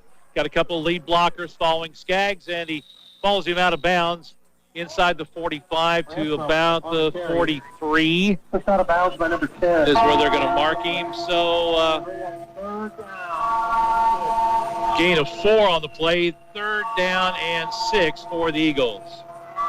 And as you can hear that's the scoreboard, folks. Tolling that bell in the background. As Dave mentioned, it's a lot louder when Sullivan has the ball than when Reed Spring has the ball. So big third down play here for Sullivan as they stay with the power I formation. Dace under center, takes a snap. Oh, busted play. He's going to roll right, puts his shoulder down, and finally stood up and driven back. He's going to be close, but shy of the first down. Maybe close enough for the Eagles to go for it. As he gets it to the 38-yard line, he needed to get inside to about the 37. So it's going to be fourth down and about a yard, and the Eagles more than likely will go for it.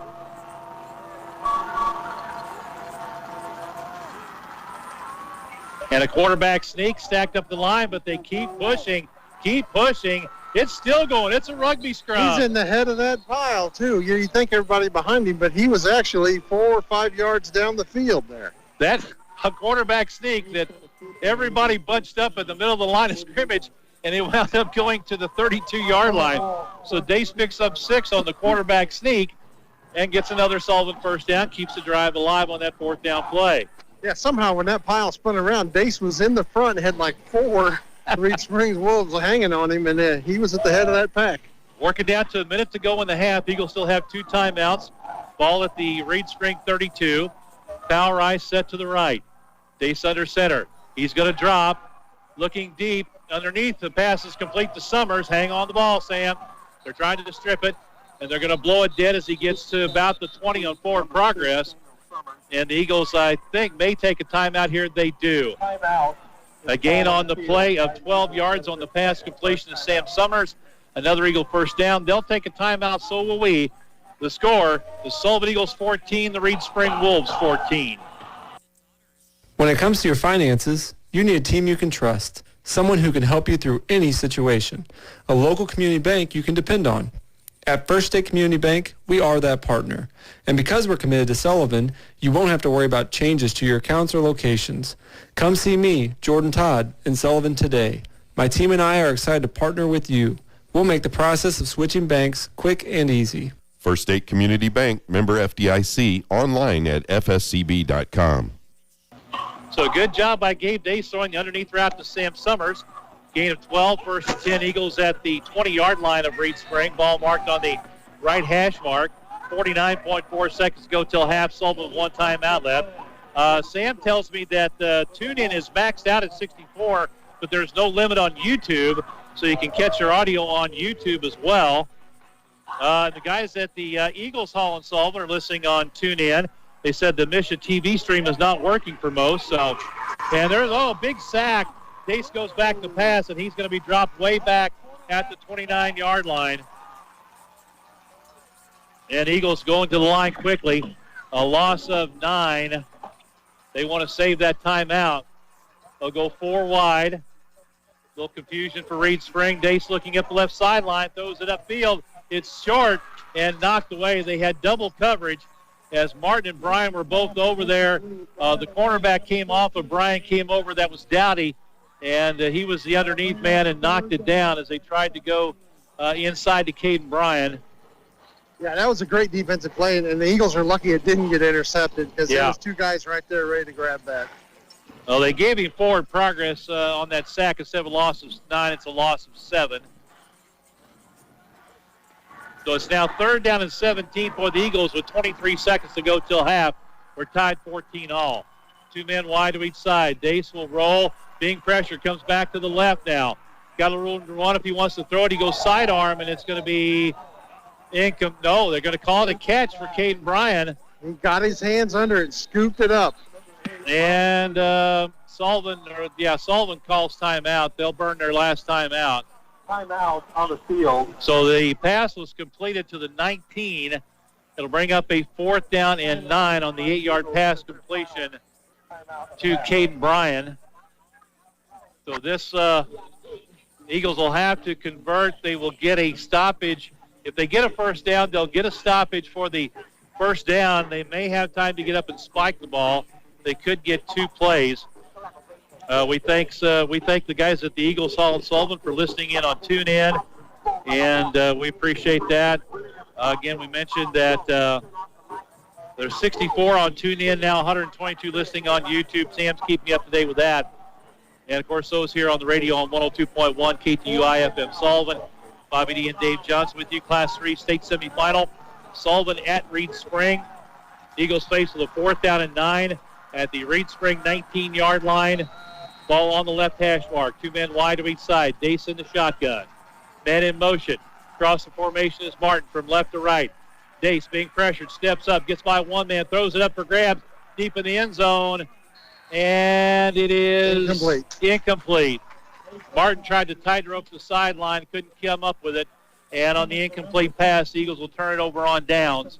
Yeah, Martin made a great effort that he did everything he could to keep his feet in and reaching because that ball was thrown kind of out of bounds from him.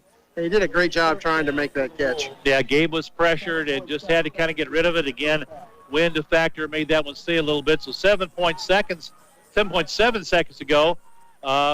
Reed Spring is not going to kneel it down. Eagles got to be careful here. They may try to go for a big one. They've got 2 timeouts left.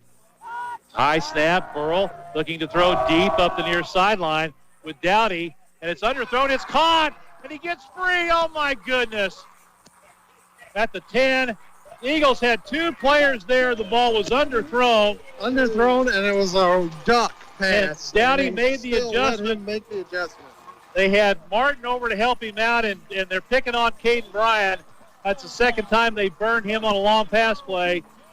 And with 7 seconds to go in the half, a 71-yard pass completion for the TD. Campos for the extra point. That's deflating. The kick is up, and it is good. And Reed Spring will get the ball coming out after halftime. So Sullivan definitely going to have to make some adjustments in the defensive backfield. Again, we're not going to get their coach coming out, so we will take a break.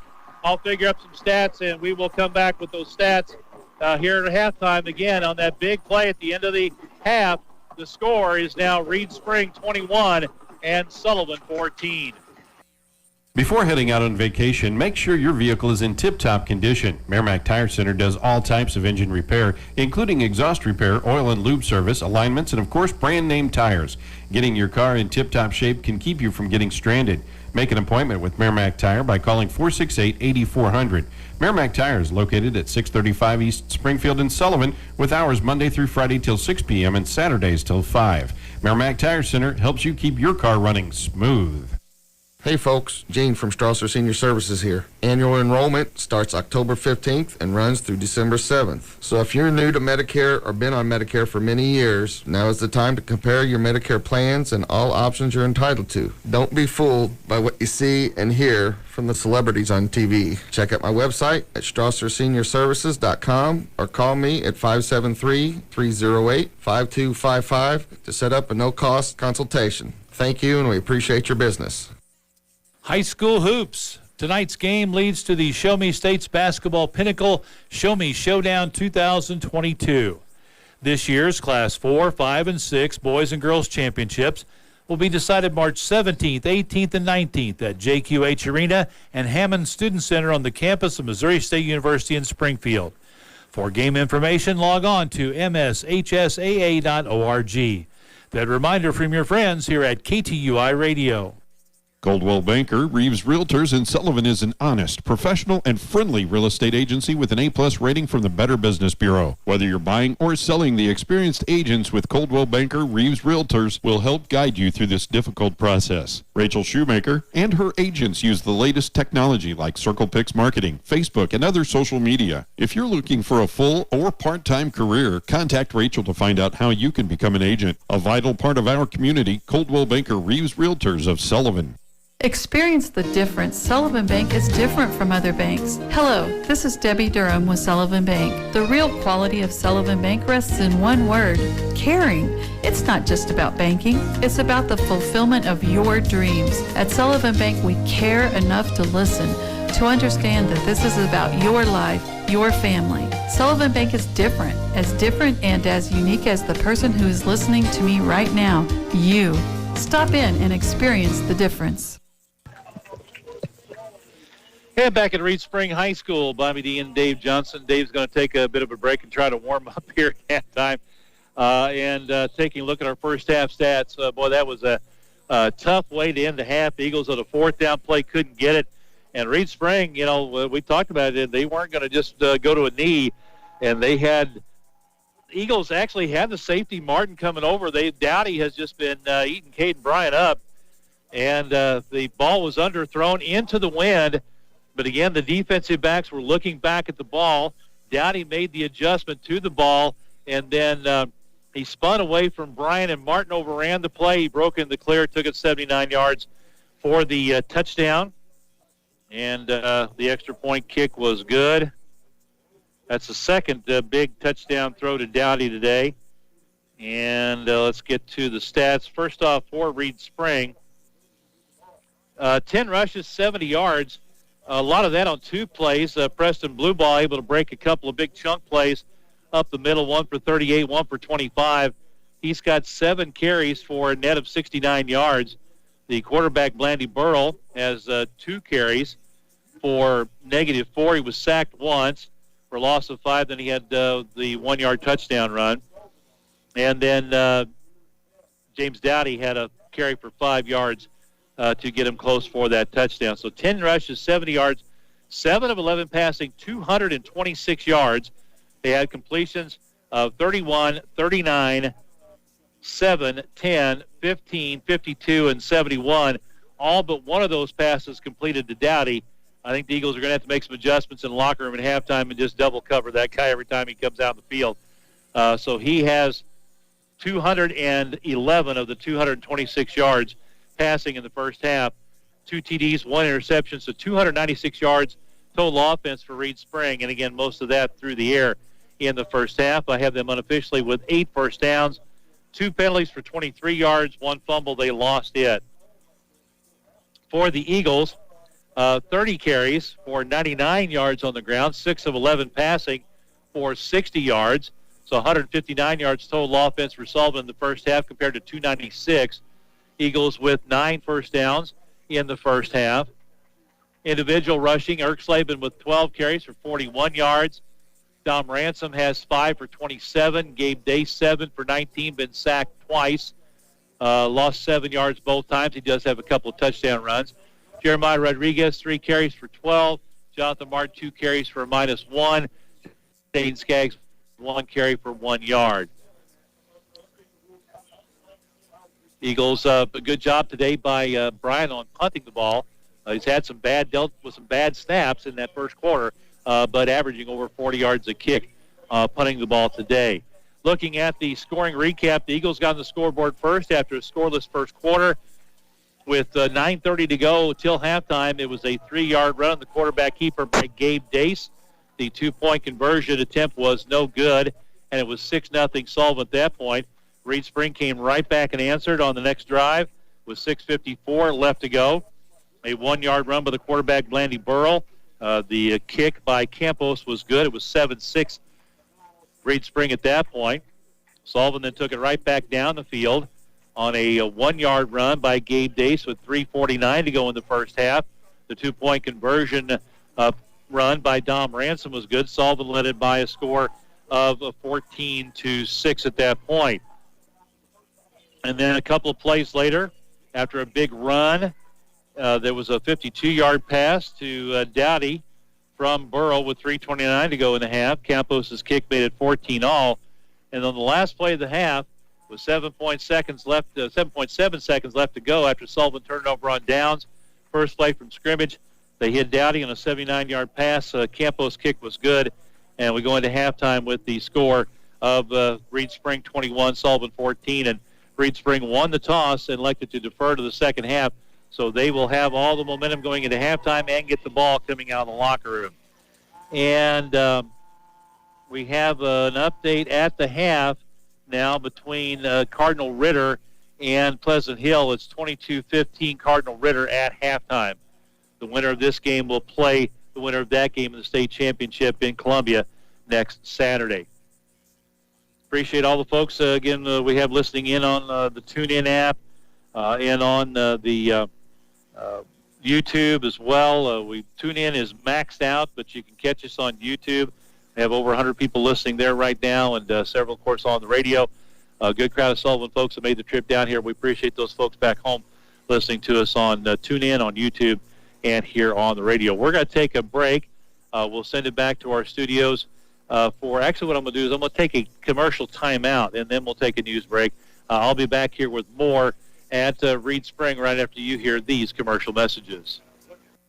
Peterson Oil Company is your hometown propane dealer. Peterson Oil is the propane company that keeps your prices as low as possible throughout the year. Did you know that you can order your propane online at petersonpropane.com? When you give your business to Peterson Oil Company, you know that you're doing business with a local propane dealer who's been a part of our community for many, many years. With 2 offices to serve you, 1654 Highway 28 West in Owensville and 200 West Euclid in Sullivan, call 468-6600 for Peterson Oil Company. Hanson Title Company has been serving the Franklin County area since 1865, providing their customers with high-quality service, reliable data, and quicker turnaround times to save you money. Hanson Title is the only title company in Franklin County that has their own title plant, and they have offices in Union, Sullivan, and Washington. Services include title insurance, title searches, construction dispersing, and 1031 tax-deferred exchanges. For any and all of your title needs, call Hanson Title Company at 468-2640 or in Union 636-583-2516. Jerry's TV in Sullivan is a family-owned appliance, furniture, mattress, and electronics store. Jerry's has over 20,000 square feet of showroom with name brands of fine quality home furnishings at low prices. Jerry's TV's been serving the Sullivan and surrounding area since 1962. Jerry's has in-store financing, fast, free delivery, free setup, and free removal. When you shop at Jerry's, you get discount store prices with service in every department. Shop local. Shop Jerry's TV, 375 West Springfield in Sullivan, because service matters. Bobby D. and Dave Johnson with you here in this Class 3 state semifinal game. It's Reed Spring on top of Sullivan, 21-14 at halftime. I was looking through Twitter to get some other scores. I mentioned that Cardinal Ritter leads Pleasant Hill 22-15 at halftime. And I see this tweet here. It says, a beautiful sunny afternoon in northeast Missouri where Blair Oaks is taking on Bowling Green and Bowling Green. And, Dave, that's a battle. Late 4:29 till halftime. Blair Oaks is leading 35-32. Wow. So Bowling Green's giving them a run for their money. We'll wait and see how the rest of that game goes. But I talked to some people that had seen Bowling Green play, and they kind of thought that it might be a battle up there because Bowling Green actually led it 32-28 before Blair Oaks came back and scored to retake the lead. So that'll be interesting to keep an eye on that one as we go. Yeah, Blair Oaks is powerhouse. They're a perennial powerhouse, and mentioning them, that one of the things that they do, we played when I coached my son in the Little League football and all. You played at Blair Oaks, you always knew they were going to blare the scoreboard.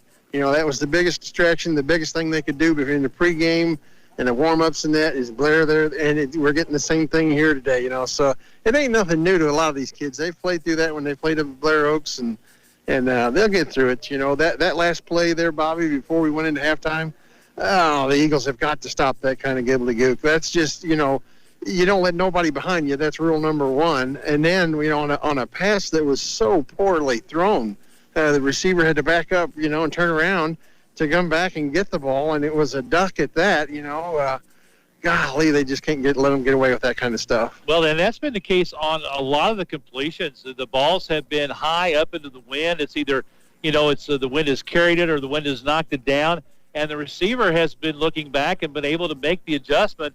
The defensive backs are not buying the ball. By the time they turn around, the receiver's caught it. He's able to make a move because the defensive back's out of position. That's what Dowdy did there.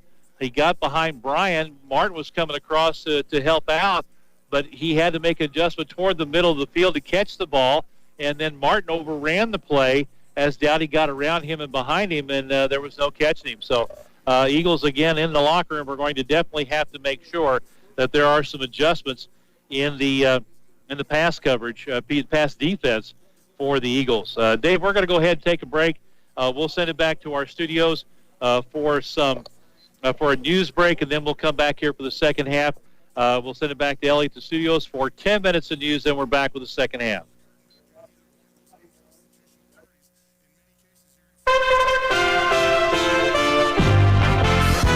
USA Radio News with Kenneth Burns. The Federal Communications Commission is banning the sale of communications equipment made by Chinese companies Huawei and ZTE. The agency is also restricting the use of some China-made video surveillance systems, citing an unacceptable risk to national security. The 5-member panel unanimously approved the new rules on Friday. It's the latest in the escalation of U.S. restrictions on Chinese technology that began under former President Donald Trump. The Walmart employee who fatally shot 6 co-workers before turning the gun on himself left a note on his phone hours before the incident. Police in Chesapeake, Virginia released a copy of the note. It's not clear when the note was written, but the gunman, identified as Andre Bing, claimed that he was harassed and said he was pushed to the brink by a perception his phone was hacked.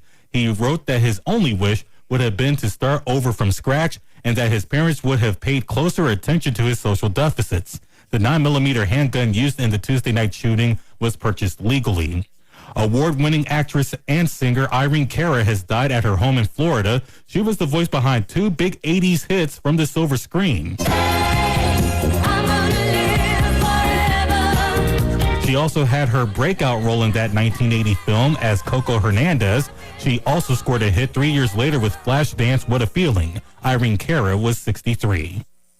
The Christian Dior dress worn by Elizabeth Taylor, known as the Lucky Charm dress, is to be sold at auction next month. Taylor wore the gown the night she won the Best Actress Oscar at the 1961 Academy Awards. It was stored in a suitcase in London for more than 50 years. It was assumed that the dress was already in the Christian Dior archives in Paris. You are listening to USA Radio News. So right now may be the perfect time for you to rethink how you pay for health care. And here's why. Not only is it open enrollment for a lot of people, it's also a time you can join MediShare and save even more than usual. And it's true, the typical family switching to MediShare saves $500 or more a month, which is obviously huge for a lot of people. But what's more, they like it. MediShare has double the customer satisfaction rate compared to health insurance. Double. There are 400,000 members. They've shared over $4 billion in medical bills, and it really is a great community, too. People encourage and pray for each other. And here's the thing. If you join MediShare Complete right now, they'll waive your new member fees, and you'll save an additional 10% off all of 2023. That's right. No fee to join, 10% off every month of next year, but it's a very limited time offer. You have to sign up before December 31st. Great savings, great health care. Find out more. Call now. 833-34-BIBLE. That's 833-34-BIBLE. 833-34-BIBLE. $9.12 billion was spent online during Black Friday. That's according to Adobe. Sales were up overall 2.3%, thanks in part to electronics. Many consumers grappling with high prices and inflation, opting to go with flexible payment plans. Gaming consoles, drones, Apple MacBooks, Dyson products, as well as toys, of course, like Fortnite and Roblox are among the hottest items this year. Early voting has begun in Georgia. At the top of the ticket is the hotly contested Senate race between Democratic incumbent Raphael Warnock and Republican challenger Herschel Walker. Democrats already have control of the Senate, but a Warnock victory would give Democrats a 51st vote in the upper chamber, giving the party outright control. A Florida judge will decide whether a former college student who randomly killed a couple in their garage 6 years ago will stand trial. 25-year-old Austin Haroof has pleaded not guilty by reason of insanity for the August 2016 slayings of 59-year-old John Stevens and his wife, 53-year-old Michelle. Haroof was 19 at the time of the incident. He allegedly knifed and bludgeoned the couple to death. By the time police arrived, he was chewing on John Stevens' face. Haruf nearly died from the chemicals he drank in the garage. A Missouri judge ruled that a 19-year-old woman cannot witness the execution of her father. Kevin Johnston requested his daughter Corey Ramey attend his execution on Tuesday. He's being punished for the 2005 murder of Kirkwood police officer William McEntee. For USA Radio News, I'm Kenneth Burns. Wendy's new French toast sticks are so delicious, some are saying that they're better than their mom's breakfast. Excuse me, did you just say Wendy's new French toast sticks are better than my breakfast? Mom, is that you? Answer the question. I said some people are saying that because they're so crispy on the outside and fluffy on the inside and perfect in every way. Uh-huh. And what do you think? I think it's time to tell people to choose wisely. Choose Wendy's new sweet and crispy home-style French toast sticks. That's still not an answer. At participating U.S. Wendy's during breakfast hours. Missouri Net News, I'm Ashley Bird. Inflation and supply chain problems are expected to drive up the price of your holiday gifts and the shipping of them. G. Lee, an assistant professor of marketing at Truman State University, says because prices are higher does not mean your holiday spending needs to be. I would suggest that the shoppers take advantage of deeper savings and spread out their spendings to avoid the inflation's impact. Check out your credit card cashback offers first. Lee does say expect discounts on computers, electronics, and toys that could hit all-time highs, up to 32%. A threatening rail strike could aggravate shipping delays. Northern Missouri Congressman Sam Graves is the ranking Republican on the House Transportation Committee. He says there's a very good chance Congress will have to intervene to prevent a rail strike. Because it could cripple the country. This is Missouri Net News. Not completing high school is more of a social thing than it was an academic thing. Even though all these years have passed, I still had that longing to have my diploma. At age 30, Carissa finished her high school diploma. If you're even considering getting your high school diploma, you can do it. No one gets a diploma alone. If you're thinking of finishing your high school diploma, you have help. Find free adult education classes near you at finishyourdiploma.org. That's finishyourdiploma.org. Brought to you by the Dollar General Literacy Foundation and the Ad Council. Gotta go. Where'd I put? Wallet, check. And, phone, check. Lunch, check. Checking for the things you need doesn't take long.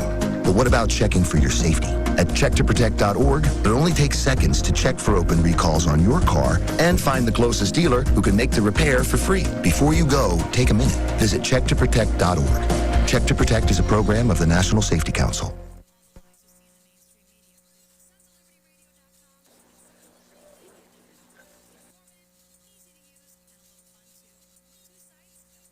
Good sportsmanship isn't something that just happens. It's taught as a part of our high school activities program. In Missouri, good sportsmanship has become a tradition with our high school coaches, athletes, and fans. Respect by everyone helps make that happen. We here at KTUI Radio encourage you to help us continue a great Missouri tradition practiced both in small towns and big cities. That's good sportsmanship. This preceding message was brought to you by your friends of the Missouri State High School Activities Association and KTUI Radio.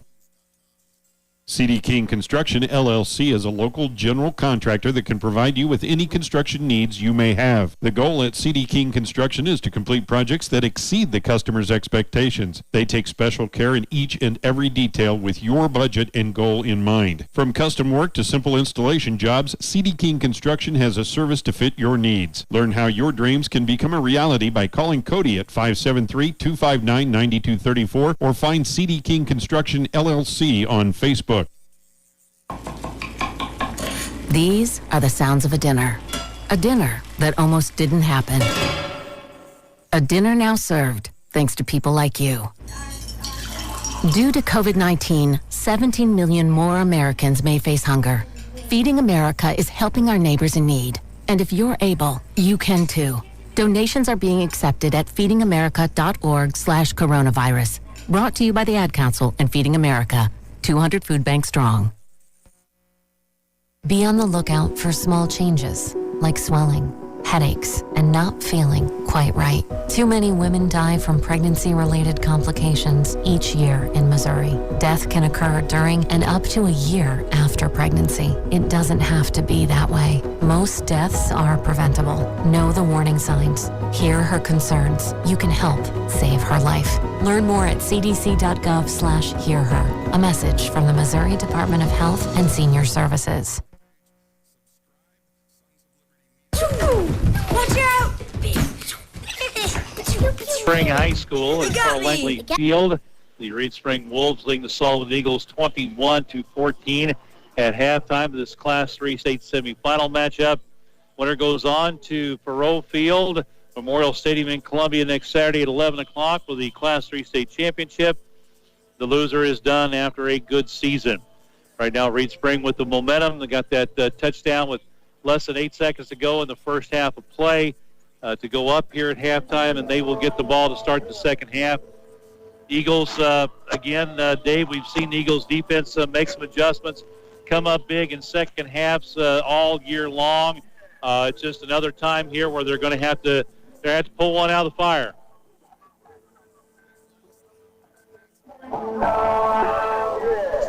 Both teams have come out, gone through their warm-ups. The Eagles will kick it off as Reed Spring won the toss at the beginning of the game and has elected to defer. So they will get the ball to start the second half of play. We talked about that other semifinal, Cardinal Ritter over Pleasant Hill, 22-15 at halftime. See what kind of adjustments Eagles made the defensive backfield. They've been trying to stack that line of scrimmage because Reed Spring, honestly, coming in, known as a running team. Blue Ball has broke off a couple of big runs in this game, but the passing game has killed Eagles for 226 yards. Opening kickoff brought to you by Dace Insurance. They work to find home, life, auto, and commercial policies tailored just for you and your needs. Dace Insurance at 602 North Franklin in Cuba and 4070 Springfield and Sullivan, bringing you this opening kickoff of the second half. Caden Bryan has it teed up. Wait for the clock to run out. Abshire and Dowdy are deep to receive for Reed Spring. Sullivan will have the wind at their backs, so to speak, in this third quarter and into the wind in the fourth. We'll see how that affects play. So we're waiting for the white hat to make the signal. And everybody's where they need to be. And there it is. Caden Bryan will approach the ball, puts the foot to it. High, short spinning kick. Hits at about the 28, and Reed Spring just going to fall on it at about the 27-yard line. And maybe going to mark him back up at about the 29, I think, is where he finally fell on the ball. So no return on that play. So Reed Spring 1st and 10. Ball at their own 29-yard line. They'll have Burl at quarterback, Blue Ball the running back, and the guy that's been burning him so far has been James Dowdy at wide receiver. Double tight end set, wing to the left, high snap, late handoff to Blue Ball, tries to cut it back up inside. Yeah, it's a pretty good gain on first down across the 30 to about the 32. Call it a gain of 3. By number 69. Thacker in the middle with the tackle, second down and 7. Burl comes over and gets the play from Coach Andy McFarland. Heads back to the huddle. Got big Caden Wiest as a wing on this offense. Now he's split out, 3 men wide to the left, 1 man wide to the right. They go on the delayed handoff, and the Eagles stay at home. Again, a good play up front. Caden Thacker stayed home and made the play before Blue Ball could really get going, and holds him to a 2-yard pickup and makes it 3rd and 5, and that one had big yardage written all over it. Yeah, Bobby, you're right. It did. Kane Thacker made a great play. I mean, it was almost a fingertip tackle, too. He got it, but he got a hold of him and got him down. So 3rd down and 5. They'll send 2 wide receivers each side. Blue Ball, the running back, right behind the quarterback, Burl. He takes a snap, drops, being pressured, goes underneath the Dowdy on a wide receiver screen, and he's going to have a first down still going, and they're finally going to blow it dead as the Eagles are trying to strip the ball. Well, I tell you what, Dave, that looked like a pick play. The other wide receiver down there was blocking before the completion. You're exactly right. And there was number 56, their tackle on that side, was down there ahead of him. block, and that should have been an illegal man downfield also. So a pickup of, let's see, about 8 on the play. Be a first down out at the 42. 2 men wide to the right, 1 man wide left. High snap. Burrow close to the sideline, throwing it deep over the middle. Got a man down there, Abshire. It's tipped away by Martin, and Abshire can't come up with it. Again, man-to-man coverage deep for the Eagles. Martin was there on Abshire as Burrow just giving it a heave, throwing as far downfield as he can, let the receiver make the play. Martin did not let Abshire get behind him. A little bit of a size advantage, able to tip that one away. And the incomplete pass will bring up a second down and 10. But again, they saw something in the passing game in that first half. They had success, and they're going back to it here to start the second half. 1 man wide to each side. Tight ends to each side as well. Burrow, late handoff. They're going to blow it dead on the snap. I think this is going to be a false start, but I'm not 100% sure. Dead ball. It is a false start on Green Spring. Little bit of movement I saw there along the line. So a 5-yard penalty moves it back to the 37-yard line. I'll bring up a second and 15. They were going to hand off to blue ball on that delay. Now this situation may affect the change. Double tight, receiver wide to each side. Blue ball behind the quarterback in the pistol. Takes a shotgun snap, hands off to blue ball, big hole right side up the middle. Martin, he runs through a tackle of Martin. As Jonathan got him hot, he ran right through his hands, and he's out near the first down, and looks like he's going to have it. He needed 15, got a little over 15, and blue ball, not a big guy, about 175, but Martin went after him high, didn't get a hold of him, and he ran through the tackle for the first down.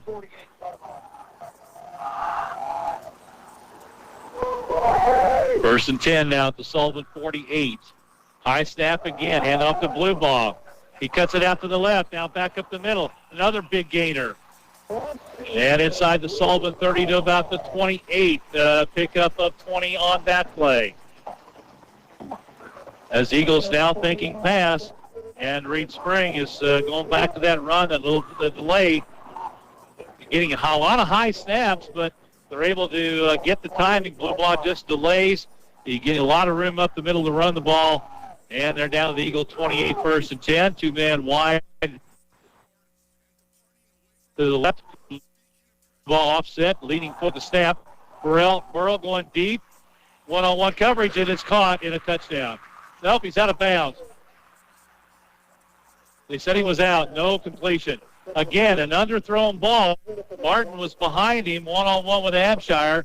But, again, Abshire turned and made the play, but they say he had a foot on the sideline when he caught the ball.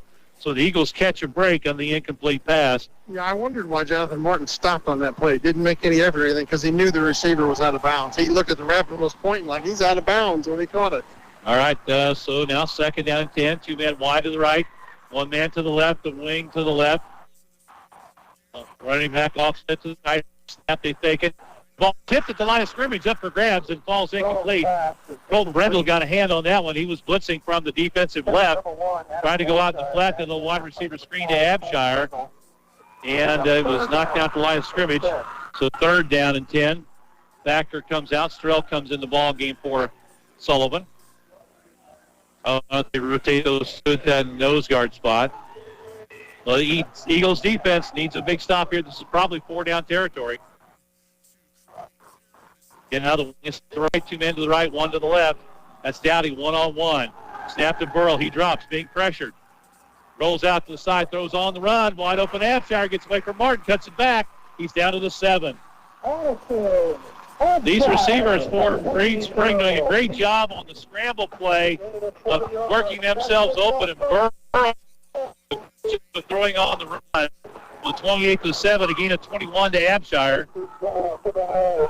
So first and goal for the Wolves at the Sullivan 7 line. They're just getting picked apart in the secondary. Burrow doing a good job evading the rush. If they don't get to him quickly, he's got time to throw on the run. 2 backs in the backfield. Direct snap to Wiest. He's going to throw it to Abshire, and the Eagles are there. And they'll stop that one for a loss back at the big line of scrimmage. Weiss, the big tight end fullback. And we have a whistle and a man is down. Abshire appears to be shaken up. We'll take a break. 8:21 to go, third quarter of play. Reed Spring is threatening again. The score, Reed Spring 21, Sullivan 14.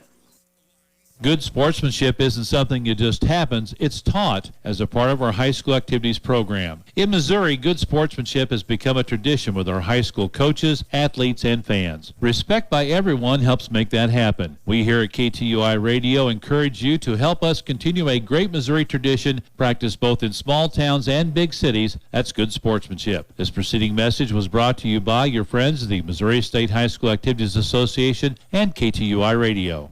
CD King Construction, LLC is a local general contractor that can provide you with any construction needs you may have. The goal at CD King Construction is to complete projects that exceed the customer's expectations. They take special care in each and every detail with your budget and goal in mind. From custom work to simple installation jobs, CD King Construction has a service to fit your needs. Learn how your dreams can become a reality by calling Cody at 573-259-9234 or find CD King Construction, LLC on Facebook. So Abshire, the injured player, looks like he may have got the knee or the right ankle twisted underneath him on that tackle. That he's going to walk off under his own power, but limping. So that'll bring in a different receiver. Looks like number 2, that is Trayson Cobb, will be wide to the right. They've got Dowdy one-on-one with Caden Bryan on an island out here to the left. Single back is blue ball behind the quarterback, Burl, and a double tight end set. Snap back, hand off to blue ball, and the Eagles get penetration and stuff him up to the line of scrimmage. Rodriguez got in there, made first contact, got a hold of him and slowed him down. And the rest of the Eagles defense stopping for a loss of 2 back at the 10-yard line. So 3rd and goal now. And Abshire trying to run off, shake it off here, doing a few sprints on the sidelines. Reed Spring already leading 21-14. First possession, second half, trying to stick in the end zone and widen the lead. They've got 2 men wide to each side. Blue ball offset to the left of the quarterback, Burrow. Takes a snap. He's looking right. Throws it underneath. Caught wide open into the end zone. Touchdown. That was Trayson Cobb. He was the slot receiver. He just ran a little curl route out of that slot, sat down at the 2-yard line, and Burrow put it right on him for the touchdown. The extra point. Dowdy to hold. Dowdy will hold. Campos on the extra point pass. Kick is up, and it is good. With 7 minutes. 7:31 to go, third quarter play. Reed Spring is now wide the lead. It's Reed Spring 28, Sullivan 14. Dace Insurance is a full-service independent insurance agency with 35 years of experience serving the needs of over 5,000 individuals and families and 300 businesses in our area. Dace Insurance is an agency you can depend on with proven professionals, honest, fair, and interested in the needs of the people they serve. Sharon Dace and her staff don't work for an insurance company. They work for you with home, life, auto, and commercial policies tailored for you. Dace Insurance, located at 602 North Franklin in Cuba and 47 East Springfield in Sullivan. Spring takes the ball right down the field. A big run by blue ball in there and a big pass completion.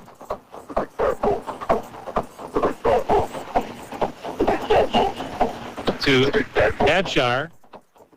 And the 10-yard throw to Cobb for the touchdown. Campos will kick it off. Eagles have 2 men deep, but he's kicked everything short so far.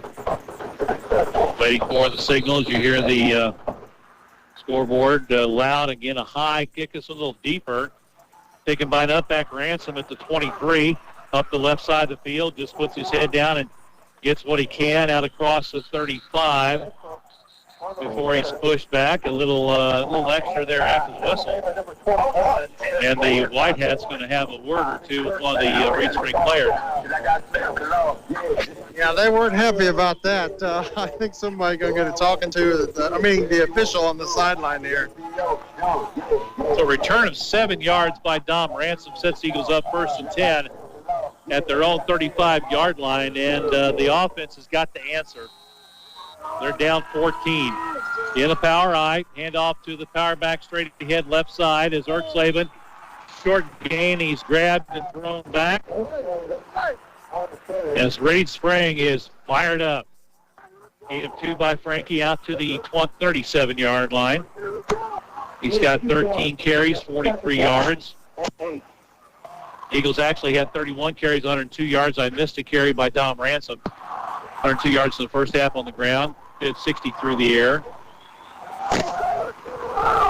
Eagles with a second down and 8. Ball at their own 37. Power I formation, Dace under center. They'll turn, pitch it to Ransom, going left. Cuts it back up inside. Got a good gain out near the first down. And he's out near the 45. Let's see where they mark him down. And they are going to give him the first down. So a gain of 8 by Ransom. And that little play has worked fairly well for the Eagles. Running it to the short side of the field. A little pitch out to Ransom, the tailback with the 2 lead blockers. Ball, nose of the ball on the 45, just outside the left hash mark. Eagles again stay power I. Dace takes a snap, turns, hands off to Sullivan, power back going left. One of the interior defensive linemen sheds a block and grabs him. Brings him down. That was big number 71 in there. And that is Moses Barr at 6'5", 295. Weist also in the tackle at 6'5" and 250. Frankie with a gain of 2. Second down and 8 again for the Eagles. They'll stay with the power I. Sullivan to the right side this time. Fake the handoff. Dace rolling to the right. He's going to tuck it under and keep it, heading for the sideline. He didn't get much out of that one. He had all kinds of red jerseys in front of him. Summers was downfield, but I think he was covered. And Dace is going to be marked out at about the 48, a gain of a yard. And it'll bring up a third down and 8. Gabe goes across to get the play from the coaching staff on the far side of the field. Now heads back. He's got to hustle back to the huddle. Gets there with 15 seconds on the play clock. Ball outside the right hash mark. A big third down play. Eagles need to sustain this drive, get a little momentum back. At the line with 5 seconds. In the power I. Dace under center takes a snap. Hand off to Sullivan. Trying to bend it around left. Good pursuit. He cuts it up inside. He's met at the 50. And that's it. Great pursuit by Reed Spring to stretch that one out. There was no hole for Frankie to cut it up in. And a pickup on the play of 2 will leave the Eagles with a 4th down and 5. And the Eagles will bring in the punting team. Yeah, you're down 14. Some people saying, well, hey, why not? But you're at the 50. Offense is staying on, Bobby. Oh, they are. They are staying on. I thought the punt team was coming out. They brought in Caden Bryan at receiver. Okay, so they're going to go to the bunch. 2 men to the left, 1 to the right. Single running back. Dace drops. Has a little time. Good coverage downfield. Throws it short. Caught by Bryan at the 45. He's got the first down inside the 45 at the 44. That's Sam Summers, excuse me. Little tight end drag route to the sideline, and a good patience by Gabe Dace. On the rollout, he waited for Sam to come clear. Pickup of 6, and the drive stays alive. He needed 5. He got 6. First and 10 now at the Reed Spring 44-yard line. Eagles huddle up. They'll break it with 15 seconds to the line of scrimmage now. And they'll go back to that bunch formation. 2 to the right, 1 to the left. Single running back behind the quarterback. In motion, Gavin Dace. Right to left, cuts it back up the middle. Big hole into the clear at the 35-30. He's got one man to beat. 20, 15, 10, 5. Touchdown, Eagles. First time they've run that play. And a 44-yard touchdown run as the Eagles come back and answer. Yeah, that was a great cutback on that. He cut back to the backside of where the play was headed and just opened it up wide for him. So it was a good run. He was set up as the wing on the right, came back in motion to the left, took the little pitch handoff, and cut it back up inside, as Dave said, had a hole up the middle, and took it, made a couple of guys miss on defensive backfield, and got an angle and outran a man for the end zone, and the Eagles, they're going to go for 2 to try to make this a 6-point ball game. Yeah, Reed Springs pursues so well. They just caught him in their over pursuit. The Eagles going for 2. They've got the 2-man bunch to the right, 1 to the left. Slavin, the single running back, man in motion is Ransom. They fake it to him. They'll throw it back to the end zone, and a miscommunication as that ball thrown over the top of everybody as Gabe took a hit as he threw the ball, and the pass was no good. So with 4:10 to go in the third quarter of play, the Eagles come back and get a touchdown to make it 28-20. At Missouri Baptist Sullivan Hospital, we don't just work in the community. We live here, too. We understand what it means to raise a family here, and we know the importance of having the highest quality healthcare nearby. With BJC Healthcare doctors, nurses, and specialists to treat all your needs. This is your best medicine. Missouri Baptist Sullivan Hospital, proud to serve the community we call home. For compassionate cancer care close to home, our nation. Back within 8 after the failed 2-point conversion. 4:10 to go, third quarter. Caden Bryan will kick it off. Dowdy is deep to receive. I think that's Cobb back there with him, number 2. Caden Bryan puts the foot to it. High spinning kick over toward Dowdy at the 19. They'll fakes the pitch on the reverse. He's got some room out to the near side. He's at the 40 in the clear. One man to beat. He's got a block. He gets by him at the 30. 25-20, 15, 10, 5, touchdown. 81 yards on the kickoff return. They faked the pitch back on a reverse on the kickoff, and they cleared a lane off to the near side of the field, and Dowdy just outran everybody for the end zone. Unbelievable. Yeah, I hear just after we bragged about our special teams play a while ago, we give them one like that. Doggone it, the Eagles got to do better. That he faked the pitch back to Cobb coming behind him. He fielded it at the 19, cut back to the middle. He faked the pitch back, and that just kind of froze everybody. Great Spring has short somebody on the line. They finally start the play clock, and they waited a while to start that. Allowed Reed Spring to finally get somebody out there. They'll still have plenty of time as Campos is going to kick it. Perfect so far today, trying to make it a 15-point lead. The staff back kick up, and it is good. With 3:56 to go in the third quarter of play, it's Reed Spring 35, Sullivan 20. Neighbors turn to Missouri Baptist Sullivan Hospital. They can receive preventative screenings, see their doctor, and get most treatments and infusions without having to leave the comfort of our community. As part of BJC Healthcare, we bring the latest cancer treatments to you, right here, for the highest quality care. Your best medicine is close to home at Missouri Baptist Sullivan Hospital. When you hear family owned, how does that make you feel? Do you get that down home feeling? At FCNB Bank, we take pride in being a family owned community bank backed by 116 years of service. As a matter of fact, you'll find what's important to you is what's important to us. We're your neighbors, friends, and partners in the community. Whether you're making purchases today or saving for tomorrow, we're here to help you reach your financial goals. All you have to do is start right here. Visit FCNB Bank today or go to fcnb.com. Member FDIC. The kickoff to Gavin Dace back at the 16-yard line as they did kick it deep that time. Dace with a good return out to the 35. 19-yard return. So the Eagles, after answering the Reed Spring first touchdown, give up, I think maybe that's the first kickoff return for a touchdown the Eagles have given up this season. 81 yards for Dowdy. And Dave, I'm going to turn you off here for a second, change batteries. This cold is just sapping the battery, so we're going to lose Dave here for a second. But the Eagles have it, first and 10 at their own 35-yard line.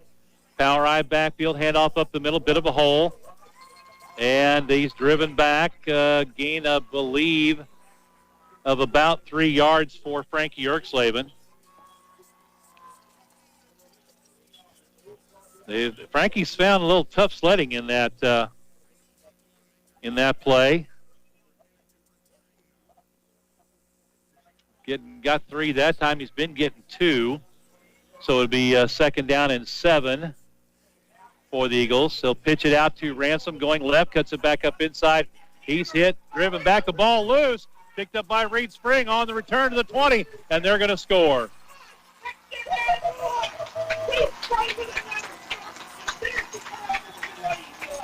And that was number 5,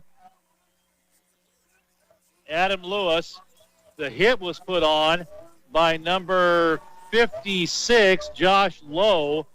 Knocked the ball away, and it was picked up over on that sideline and returned somewhere around 30 yards or so. And so 2 touchdowns in just less than a minute for the Reed Spring Wolves. Kick is up by Campos, and it is good. 3:06 to go, third quarter. It's now Reed Spring 42, Sullivan 20. When you hear family owned, how does that make you feel? Do you get that down home feeling? At FC&B Bank, we take pride in being a family owned community bank backed by 116 years of service. As a matter of fact, you'll find what's important to you is what's important to us. We're your neighbors, friends, and partners in the community. Whether you're making purchases today or saving for tomorrow, we're here to help you reach your financial goals. All you have to do is start right here. Visit FC&B Bank today or go to fcnb.com. Member FDIC. The guy come in and punched the ball out and picked it up on the bounce. That was, a lucky bounce, whatever. Didn't have to fall on it. It bounced up waist high right to him. He scooped it up and scored. So I think it's great defensive play. Eagles, they got to protect the ball a little more, but doggone, when you make a good play like that, you got to commend the guys. So it's now 42-20, and the Eagles are, you'd almost imagine they're going to be forced to throw the ball. They've had some success, but just not able to get it downfield like Reed Spring has. Campos will kick off. Kicked it deep last time, kicking it deep again to the near sideline. Hits at the 20, gets by Dace, picked up at the 9. Trying to go from left to right all the way, right to left all the way across the field, and he'll take it out to about the 30-yard line. A pretty good return of 16 yards for Gavin Dace. And the Eagles will have it first and 10 to 30. It's just been, just like a lightning strike. Eagles scored at 4:10 in the third quarter. There was a kickoff return. Eagles ran 2 plays from scrimmage and a fumble return. So in just a shade over a minute, there were 3 touchdowns scored. Unfortunately, 2 of those by Reed Spring, and they lead it by 22.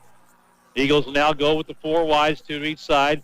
They'll hand off to Erksleben, and then they blow it dead. I think it's going to be false start Sullivan. And really, Dave, Eagles down 22, a lot of game time left. It is a false start. You hope that the Eagles just don't lose their composure here, stay in this game, and, if nothing else, just try to end it on a good note. Yeah, you're exactly right. One thing to note, the Eagles come out and lined up in that spread like they did that time. Jonathan Martin was out here uncovered. There was nobody on him. The closest guy was maybe 12, 15 yards off the line from him. But it looks like they got it fixed this play. So first and 15, snap back to Gabe Dace, throws underneath, complete to Caden Bryan. Gets away from one man, gets away from another, still going, and finally drugged down as he gets out to about the 45-yard line. So a 20-yard pickup. Great run by Caden Bryan. And Eagles are going to go quickly. 45. Dace takes a snap. He'll take off. He'll run the ball. And he's going to be brought down after a gain of about maybe 3 on the scramble. Number 5, Adam Lewis. Going to mark him down at a shy of the 49, so a gain of about 4. Second down, 6. Again, the Eagles going quickly. Up-tempo with the 4 wide. Snap back to Gabe. He's got some time looking left side, throwing deep. He's got 2 men there and overthrows them both. He had Martin and Summers. Somebody ran the wrong route because Martin and Summers were about 2 yards apart. Well, what's funny was Summers was trying to fight to get into the ball. It was literally pushing the defender in front of him, trying to get to the ball. It could have maybe called him for offensive pass interference on that. Yeah, and again, Gabe throwing across the field from left to or right to left. And that's the way the wind is blowing across the field. And again, I think we've seen that a number of times from Sullivan that it has affected that pass. So the Eagles are going to go, they had too many men. Penalty marker. The Eagles had Caden Aiden Kane come in off the sideline and got out into the formation, and the Eagles had too many men. Somebody did come off, and once he got out and talked to Gabe Dace, and illegal substitution will push the Eagles back 5 again. And that takes it back to the 44. It'll be 3rd down and 11. There's just some confusion as to who was supposed to be out there. Caden Bryan comes in now, and Colton Brendel will go off the field. Eagles will go 4 wide with Erkslavin in the backfield, Dace in the shotgun. 3rd down, 11. In motion, Bryan from right to left across the formation. They'll swing it out, pass to Erkslavin. And he's going to be hit, short gain as he gets maybe back to the 45. Just a gain of a yard. He swings back out on that little flare pass, and a great pursuit. And it's going to be 4th down and 10. Eagles will have to go for this one. No choice now. Ball at their own 45. Minute 45, clock running to go here in the 3rd quarter. Eagles down 42-20. Again, 2 men wide to each side. Erkslavin in the backfield.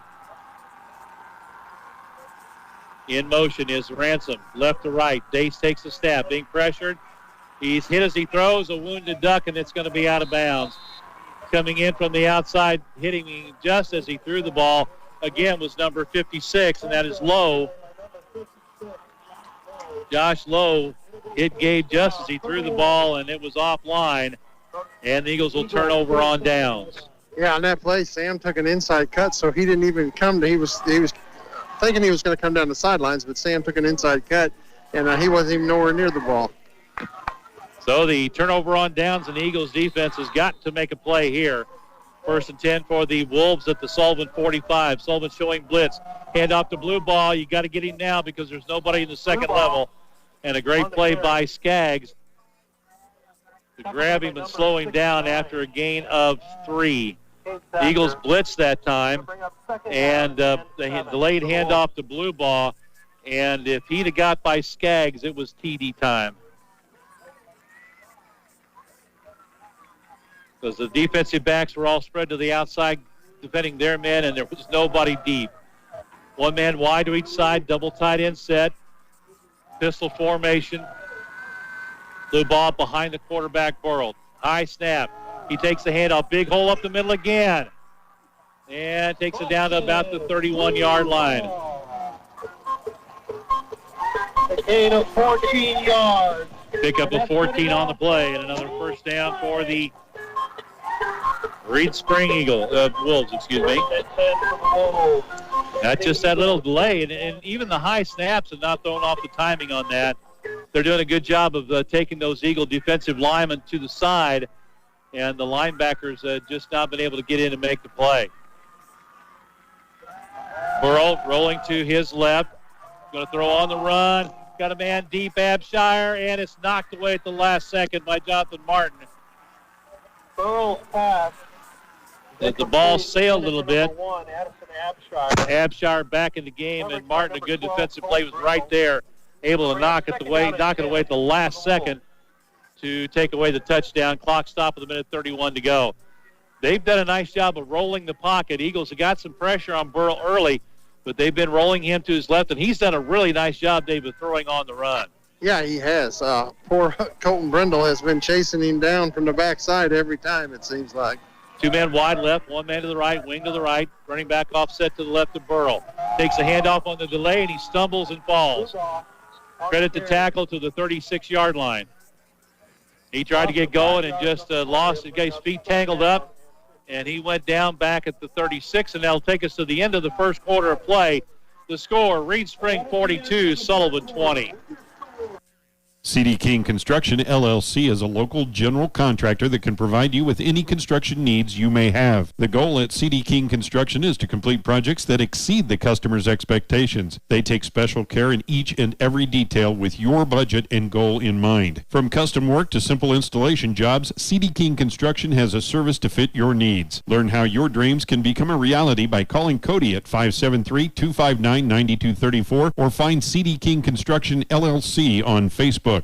Coldwell Banker, Reeves Realtors, and Sullivan is an honest, professional, and friendly real estate agency with an A-plus rating from the Better Business Bureau. Whether you're buying or selling, the experienced agents with Coldwell Banker, Reeves Realtors will help guide you through this difficult process. Rachel Shoemaker and her agents use the latest technology like CirclePix Marketing, Facebook, and other social media. If you're looking for a full or part-time career, contact Rachel to find out how you can become an agent. A vital part of our community, Coldwell Banker, Reeves Realtors of Sullivan. Back for the fourth quarter play here at Reed Spring High School. Wolves have the football. Be third down and 15. Ball back at the Sullivan 36-yard line. Eagles trail at 42-20. They've got to make some plays. Update from college football. Michigan knocking off Ohio State 45-23 today. Burrell deep to receive. Drops. Rolls. Steps up. Going in deep. He's got a man wide open. Abshire caught. Touchdown. These guys have gotten behind the Eagle defense all day long. Beat Jonathan Martin that time. And a 36-yard pass completion for the touchdown. Yeah, and you know what, Bobby, as successful as they've been with that, ain't been a one of them that's been a beautiful pass. That was a wounded duck, too, but he gets it there, you know. Hats off to him. Yep. So the first play of the fourth quarter, 36-yard pass to Abshire. The kick is up. No, they blow it dead. I think Frankie jumped off sides.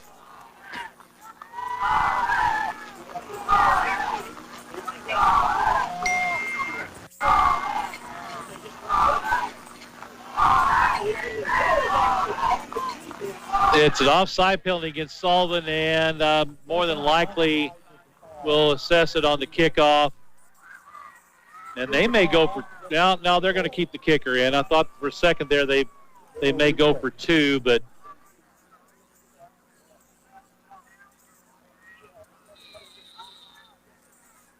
Campos will kick it.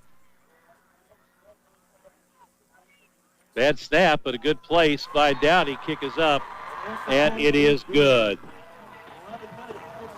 11:52 to go in the ball game. It's now Reed Spring 49, Sullivan 20. At Sullivan Bank, we offer competitive rates on your deposits and loans. We know rates are not everything. We are all about building relationships. Hello, this is Debbie Durham with Sullivan Bank. Knowing that you have someone you can talk to, whether it's to choose the right account or a home loan, Sullivan Bank will be here now and in the future. As a strong community bank, it's important to us to help you achieve financial success and have a trusting relationship in us. Sullivan Bank. Stop by today and let's chat. We're good. Okay. All right, so the Eagles now down 49-20. As Reed Spring having their way here in the second half.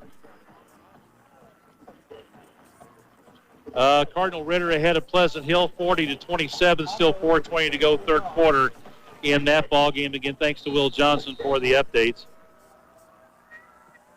Kickoff by Campos is going to be taken at the 19-yard line. Going back across the grain for the Eagles is number 26, and that is Mark Jennings. Good return out to about the 34. I think they're going to mark him down. 33 maybe. We'll see. Just behind the 34-yard line. Well, the Eagles first and 10 from there, and it's right now it's all about just trying to get back to the ball game, Dave. Oh, absolutely. This is a big drive. Again, two wide to each side. Dace in the shotgun. 3 down Lyman. Now Rodriguez is going to flare out. They fake it to him. Dace looking, going to throw it deep, and he underthrows it, and it's picked off. Off the hands of Sam Summers, picked up by Dowdy. Back at the 50, and he runs out of bounds at the Sullivan 44.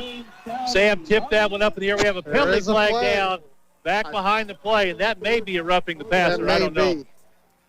Or a hold. I don't know. Jonathan Martin is speaking his case. The Sullivan's offense is still on the field. Well, Jonathan Martin, I noticed on the other side, as Gabe broke away and turned out, he was standing there. He was standing there by himself alone. It looked like he was mad about something. I don't know what. But and it looks like the offense is coming out in the field. We're going to wait and see here. The personal foul against Reed Spring. It's Reed Spring. And they said it was after the interception. After the interception, so it will be Reed Spring ball. They'll mark it back. So the interception stands. I'm assuming that somebody on the backside got chippy and made a behind the block in the back or some kind of block like that. Just taking a lick on somebody. So the ball moved back to Reed Spring territory at the 42, but Reed Spring gets the ball back. Wide receivers to both sides. A wing to the right, running back offset to left. A high snap.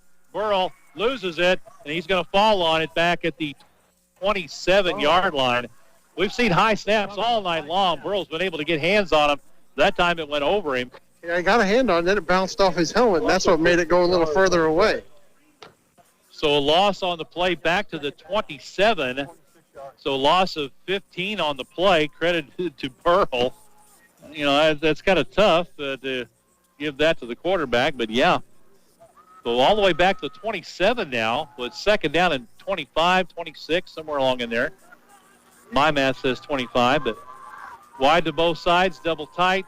Running back set up another high snap, handoff to blue ball up the middle, another big hole. Running through the seam, that's a different running back. That's number 25 in the ball game for the Reed Spring Wolves. That is Chris Daniels, seeing his first action today. And he gets a good gain. That same play, the blue balls broke for some good runs. I was going to say, he hit the same hole, didn't he? Yeah, picks up about 8 on the play. Third down and 17. Dowdy to the left. One man to the right. Running back offset to the right of the quarterback, Burrow. Wing to the left. Going on the hard count, high snap again. Daniels, he's tripped over his own man. Had a hole on the left, but he tripped over the legs of one of his offensive linemen, and he dives forward. They're going to say the knee was down at the 35, so no gain on the play, and that will force Reed Spring to punt the ball. And Weiss will be the kicker. Ransom will go deep for the Eagles. Clock running with 9:40 to go in the ball game. Eagles trail at 49 to 20. Eagles low snap, almost blocked, and it's a pop-up. It's going to go out of bounds, and Sullivan's going to get the ball inside Reed Spring territory. A low snap, it's going to, oh boy.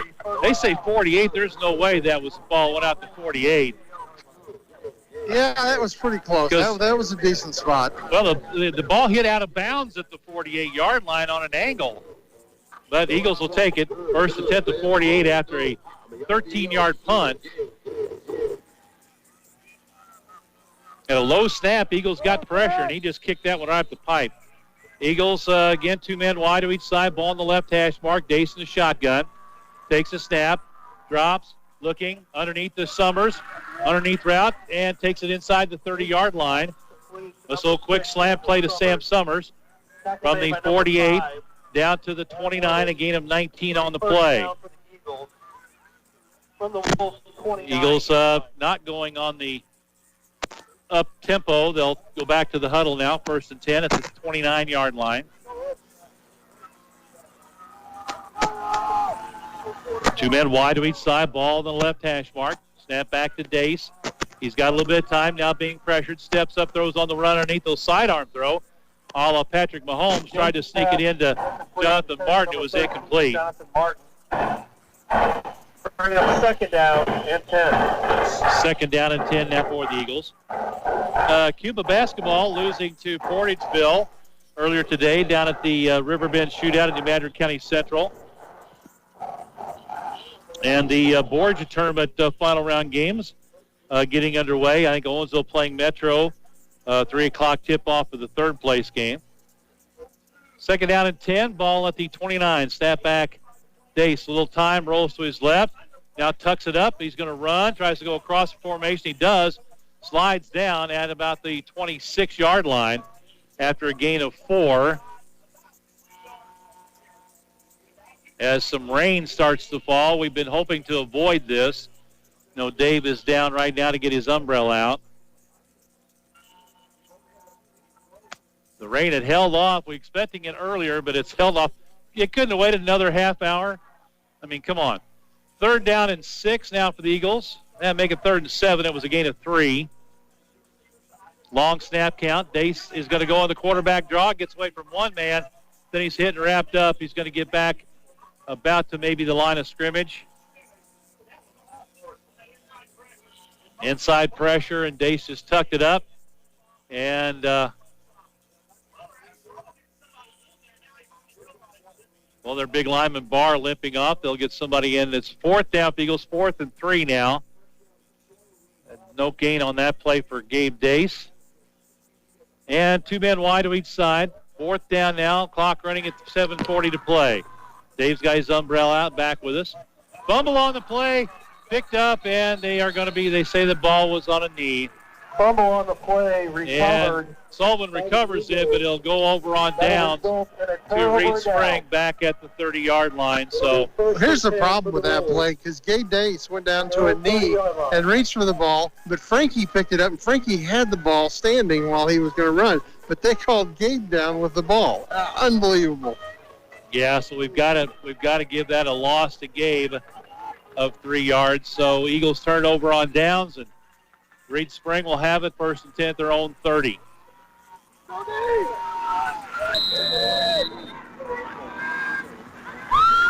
Two men wide to left, one to the right. Another high snap, handoff up the middle.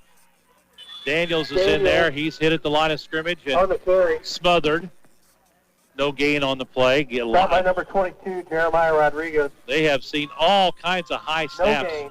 2nd down and 10.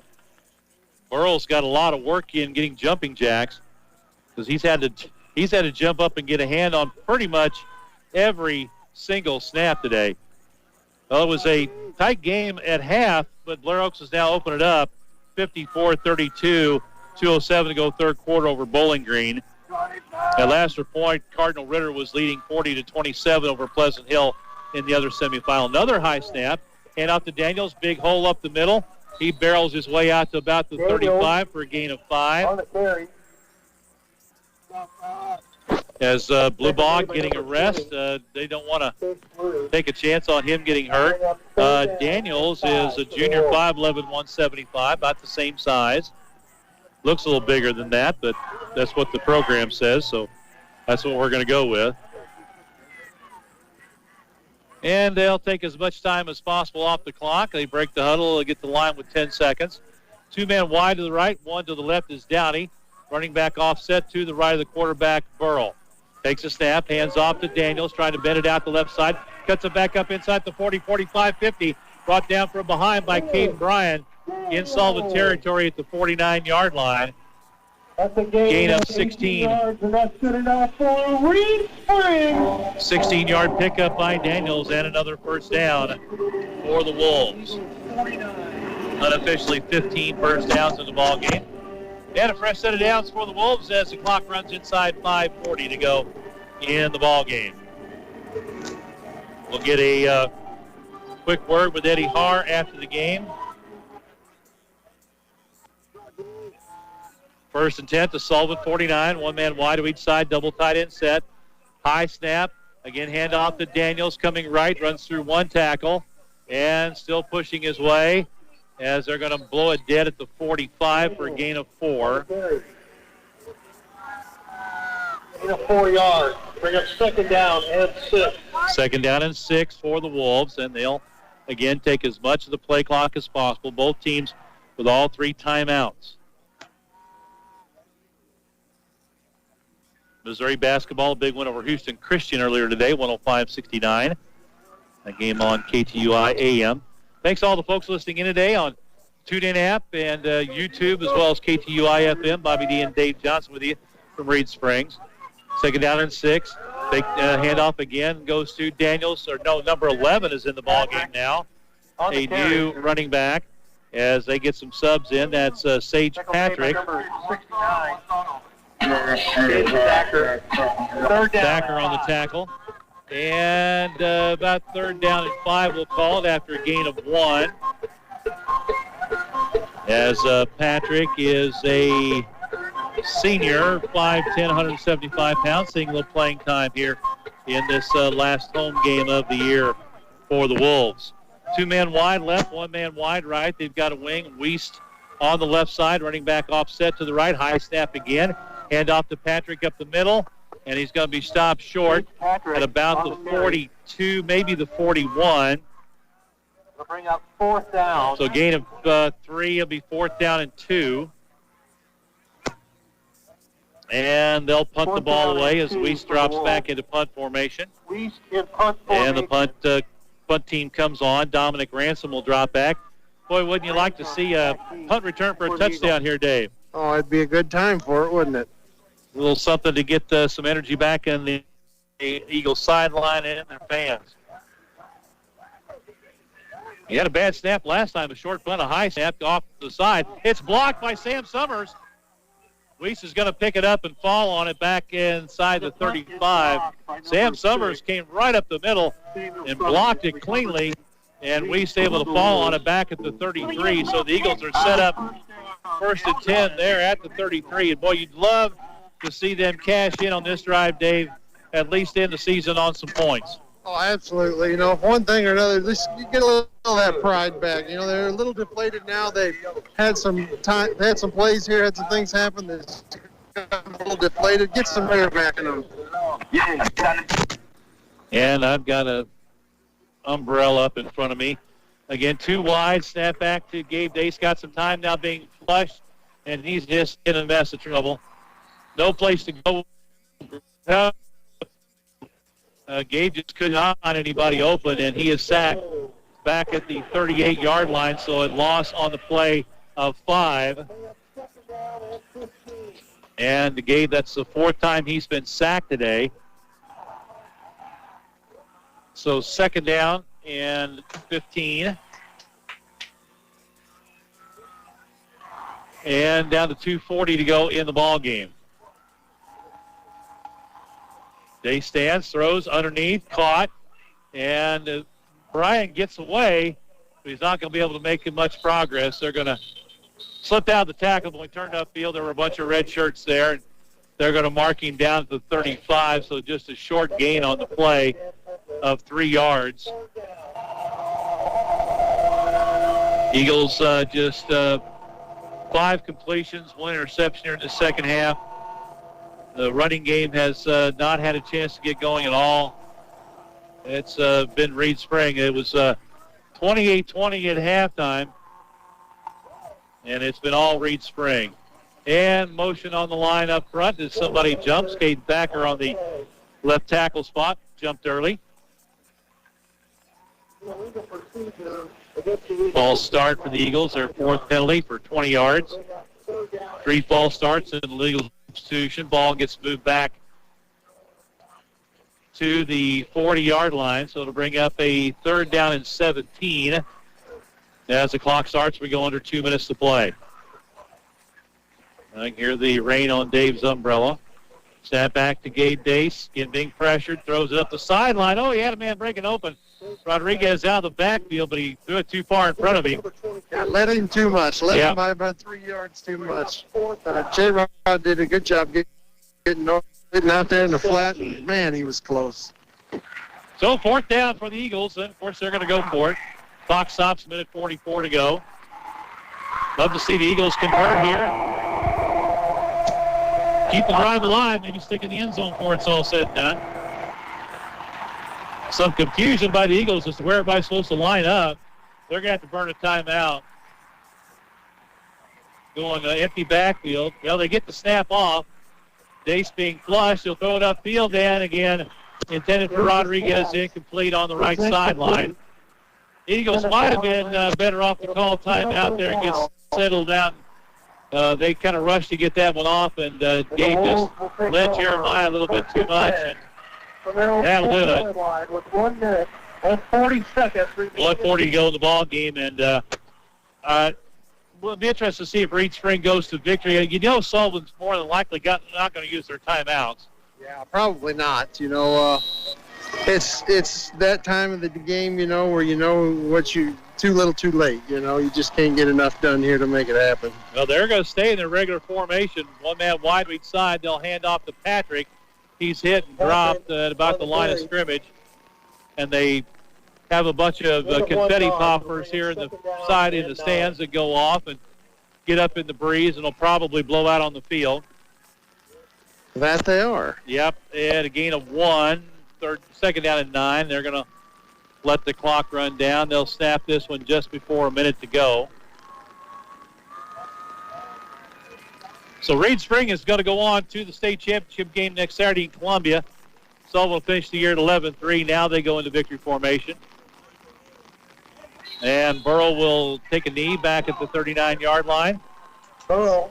They'll have to do it one more time. Snap it one more time. It's 3rd down and 11.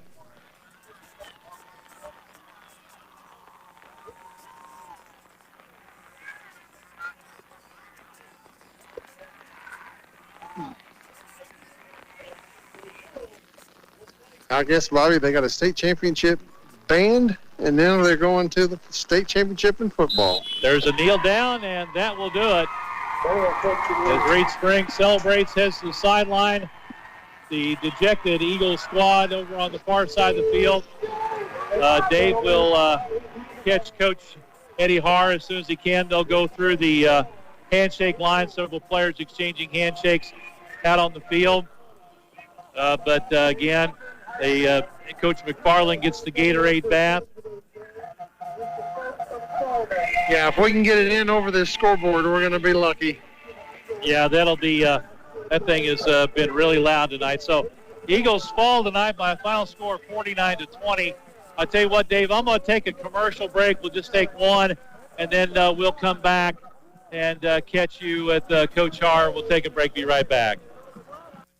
B&B Quick Stop in Sullivan is your local ZX gas station and convenience store. B&B is conveniently located on the South Service Road and is an easy place to stop on your way to almost everywhere. There's great coffee to get you going in the morning and several sizes of ice-cold soft drinks and tea to quench your thirst. And whether you're driving a motorhome or a subcompact, you can get it into the car wash behind B&B, and the automatic car wash has several different options for either a soft touch or a touchless wash. B&B Quick Stop, your ZX gas station on the South Service Road between the overpasses in Sullivan. Here at Reed Spring, and let's send down to Dave Johnson for a word with Coach Eddie Haar. Yeah, I'm here with Coach Haar. Coach, you know what? Not the game we wanted to see, not the outcome, but congratulations. Great season. You know, the Eagles have gone to the semifinals. You know, year 3 under your coaching. Yeah. What do you think? What's your thoughts? Yeah, great season. You know, today wasn't our day. We couldn't get anything to go right offensively or defensively. But nonetheless, we are extremely proud of these kids, this group of seniors. On a great year. Great year. You know, that's one thing I'd like to touch on real quick is your seniors. You know, those guys, you've been with them 3 years now. They've had you consistency. You've been there for them. It's got to be a little heartbreaking to get that first group of seniors that you've been through that long with all the way out, ain't it? Yeah, absolutely. It's really heartbreaking. You know, it's going to be tough to talk to them here in a minute. But, you know, we're just real proud of them. All right, looking forward, you've got a good group of juniors too, and hopefully, you know, we're going to see some big things next year, right? Yeah, absolutely. We're expecting more of the same. All right, Coach, I'm going to let you get with the team. Thank you. Have a great season. Congratulations, bud. Thanks a lot. And thank you to Dave Johnson, braving the elements. Dave's got to get out of here, so we appreciate Dave being on the sideline, braving the elements all season long. With a lot of good insight and able to really keep us up to date on what's going on with a lot of stuff that we can't see from up here in the press box. Dave, thank you so much. We do appreciate your work throughout the course of the season. I'll take a break. Come back. We'll have some stats after these messages. Today's game is not only a competitive contest between these two schools, but it's also an educational experience for the students involved. Because high school activities are about learning life values, all of us here at KTUI Radio and the Missouri State High School Activities Association remind everyone to do their part in keeping our hometown sports a positive experience for everyone. When you attend your next game, do your part to help rekindle the spirit of citizenship by showing good sportsmanship. You'll be teaching a positive lesson, and you'll be preserving a proud tradition in the state of Missouri. At Missouri Baptist Sullivan Hospital, we don't just work in the community. We live here too. We understand what it means to raise a family here, and we know the importance of having the highest quality healthcare nearby. With BJC Healthcare doctors, nurses, and specialists to treat all your needs. This is your best medicine. Missouri Baptist Sullivan Hospital, proud to serve the community we call home. The birth of your baby is one of the most special days of your life, and where you choose to deliver is important. Families in our community trust Missouri Baptist Sullivan Hospital. Our expert physicians, midwife, and compassionate nursing teams will be by your side to guide you on your journey from pregnancy to delivery and beyond. So you'll feel confident as we support and celebrate your family. Your best medicine is close to home at Missouri Baptist Sullivan Hospital. Hey folks, Gene from Strasser Senior Services here. Annual enrollment starts October 15th and runs through December 7th. So if you're new to Medicare or been on Medicare for many years, now is the time to compare your Medicare plans and all options you're entitled to. Don't be fooled by what you see and hear from the celebrities on TV. Check out my website at StrasserSeniorServices.com or call me at 573-308-5255 to set up a no-cost consultation. Thank you, and we appreciate your business. Hi, this is Ryan Juergens, loan officer at First State Community Bank in Sullivan. Are you wanting a home with acreage, a hobby farm, or simply looking for a short-term loan? At First State Community Bank, we're offering a new 7-year adjustable rate mortgage program. Check out our 7-1 and 7-3 options, available to those with a 680 credit score or higher. Stop by to see our team today about the possibility of getting started. First State Community Bank, member FDIC, online at fscb.com. Hanson Title Company has been serving the Franklin County area since 1865, providing their customers with high-quality service, reliable data, and quicker turnaround times to save you money. Hanson Title is the only title company in Franklin County that has their own title plant, and they have offices in Union, Sullivan, and Washington. Services include title insurance, title searches, construction dispersing, and 1031 tax-deferred exchanges. For any and all of your title needs, call Hanson Title Company at 468-2640 or in Union 636-583-2516. Sullivan Eagles see their season come to an end with a 49-20 loss to Reed Spring here in the Class 3 state semifinals on the road at Reed Spring. The Wolves will go on to the state championship next Saturday at Faroe Field in Columbia. They will take on the winner of Cardinal Ritter and Pleasant Hill. Last score I had, Cardinal Ritter leading 48-27 in the fourth quarter of that ball game. It is still going on, so it looks like probably Cardinal Ritter and Reed Spring for the state championship in Class 3 next week in Columbia at Faroe Field. So let's take a look at some final stats.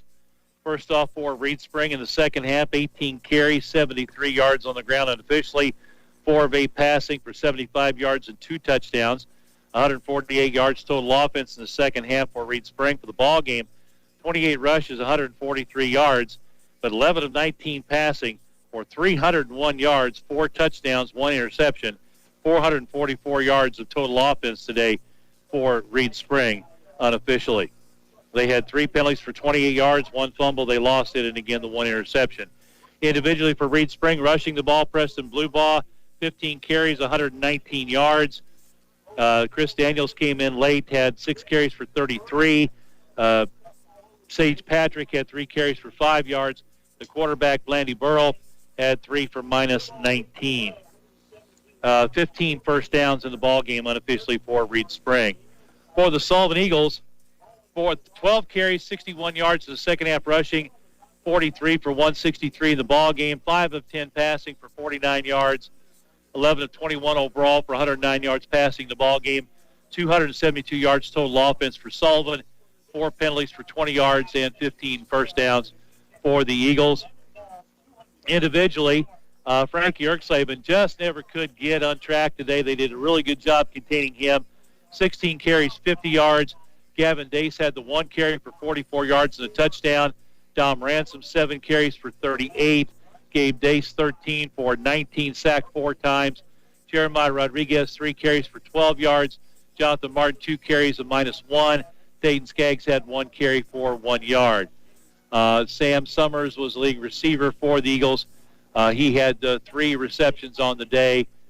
Dom Ransom had a couple, as did Frankie Erksaben and Caden Bryant. Let's recap the scoring. It was 21 to 20 at, or 21-14 at halftime, excuse me. Reed Spring got the ball to start the second half. Thank you, Dave. They took the opening kickoff, drove it right down the field. 7:31 to go in the third quarter. It was a 10-yard pass to Trayson Cobb from Blandy Burrell. The extra point kick by Campos was good. It was 28-14 at that point. Sullivan came right back. 4:10 to go in the third quarter.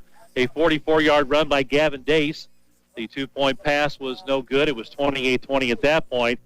But then on the ensuing kickoff, number 13, James Dowdy, who had a huge game today for the Reed Spring Wolves, took the kickoff.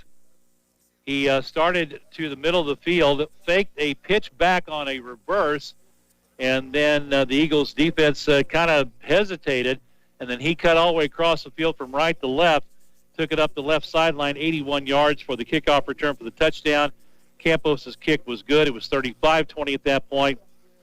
The Eagles got the kickoff. Second play from scrimmage. Dom Ransom was hit on a pitch play. The ball was knocked loose, picked up by Adam Lewis, returned 32 yards for the touchdown. Campos had the kick. It was 42-20 with 3:06 to go third quarter, so 3 touchdowns in a little over a minute. And then on the first play of the fourth quarter, a 36-yard pass from Burrell to Addison Abshire. Campos' kick was good. It was 49-20 at that point, and that was our final score. I'll take a break. We'll have our last commercial break, and I'll come back then with a final word and wrap up the season. We'll have that right after you hear these messages.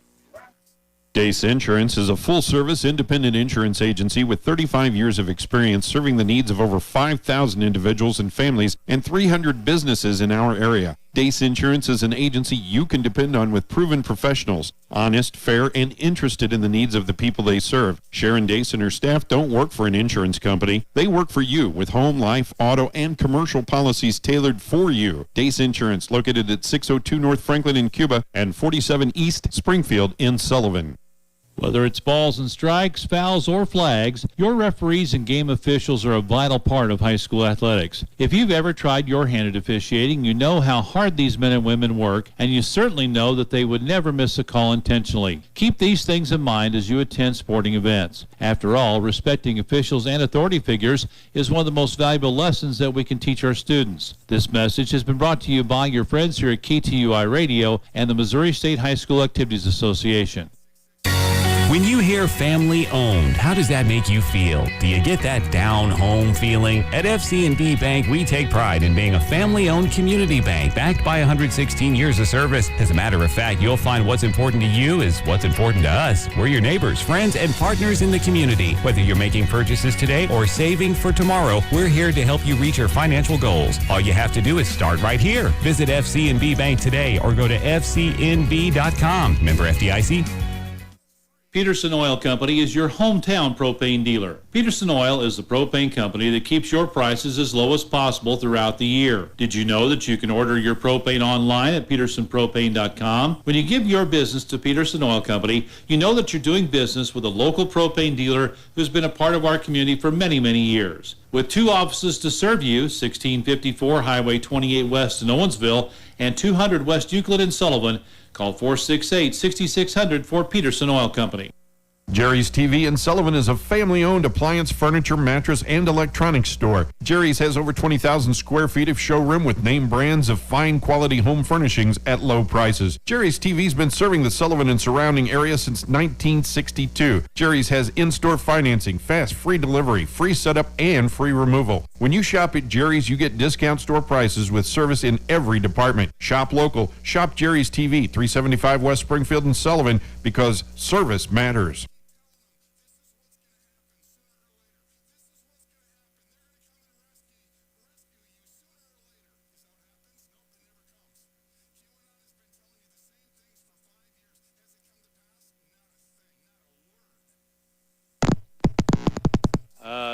Hang on, are you there? All right. I hope everybody's hearing me. They have my power off for just a second here. All right, yeah, okay, I'm on. Thank you, Ellie. Eagle season comes to an end, dropping a game 49-22 Reed Spring. Do want to thank several people today. I want to thank the folks at Merrimack Tire and B&B Quick Stop. I apologize for not getting your mentions in during the game, but just kind of got wrapped up in things. They have been sponsoring our Sideline Reports with Dave Johnson all year long. Todd and his team at Merrimack Tire, the place to go for all of your automotive needs, not just tires. They do all kinds of automotive work.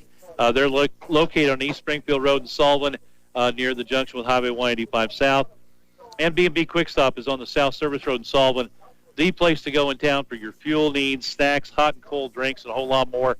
And, of course, they've got that car wash back behind there with the big bay for your trucks and RVs and campers. And so we do appreciate those folks sponsoring our Sideline Reports. The great folks at Pizza Hut in Sullivan providing the pizzas for the press box crew at home games throughout the year. Thank you guys so much. That's a huge bonus. And we do appreciate that. And all of our sponsors throughout the course of the season. Dace Insurance with the kickoff sponsorship. Sully's Ace Hardware with the pregame interviews. CD King Construction. Coldwell Banker Reeves. Sullivan Bank. Missouri Baptist Sullivan Hospital. Strasser Senior Services. First State Community Bank. Hanson Land and Title Company. Dace Insurance. FCNB. Peterson Oil and Jerry's RCA. Thank you to all of them for making our broadcast possible throughout the year. It's been a fun one. And a lot of disappointment on that Eagles sideline in the locker room, but a great season. They finished 11-3, and a standard has been set now for the guys that are coming back. Seniors have left their mark in this program.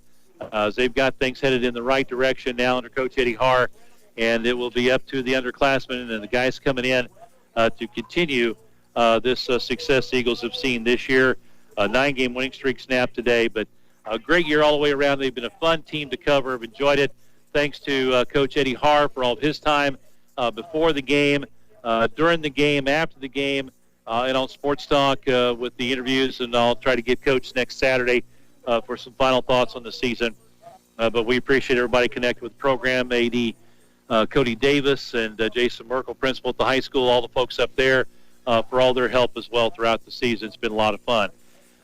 Don't forget, we'll have coverage from the FCNB Bankit Championship Boys Basketball Tournament at Sullivan High School coming up this next week, starting on Monday.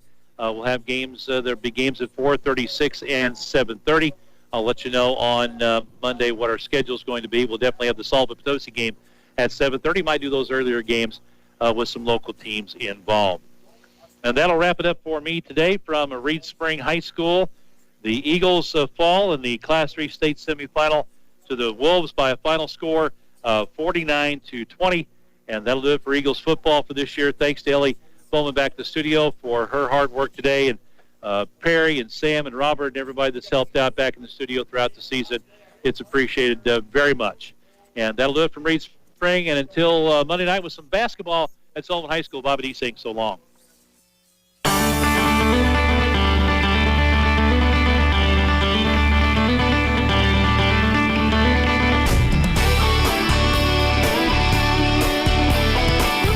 We hope you have enjoyed today's coverage of Sullivan High School sports on KTUI Radio. Today's game was brought to you in part by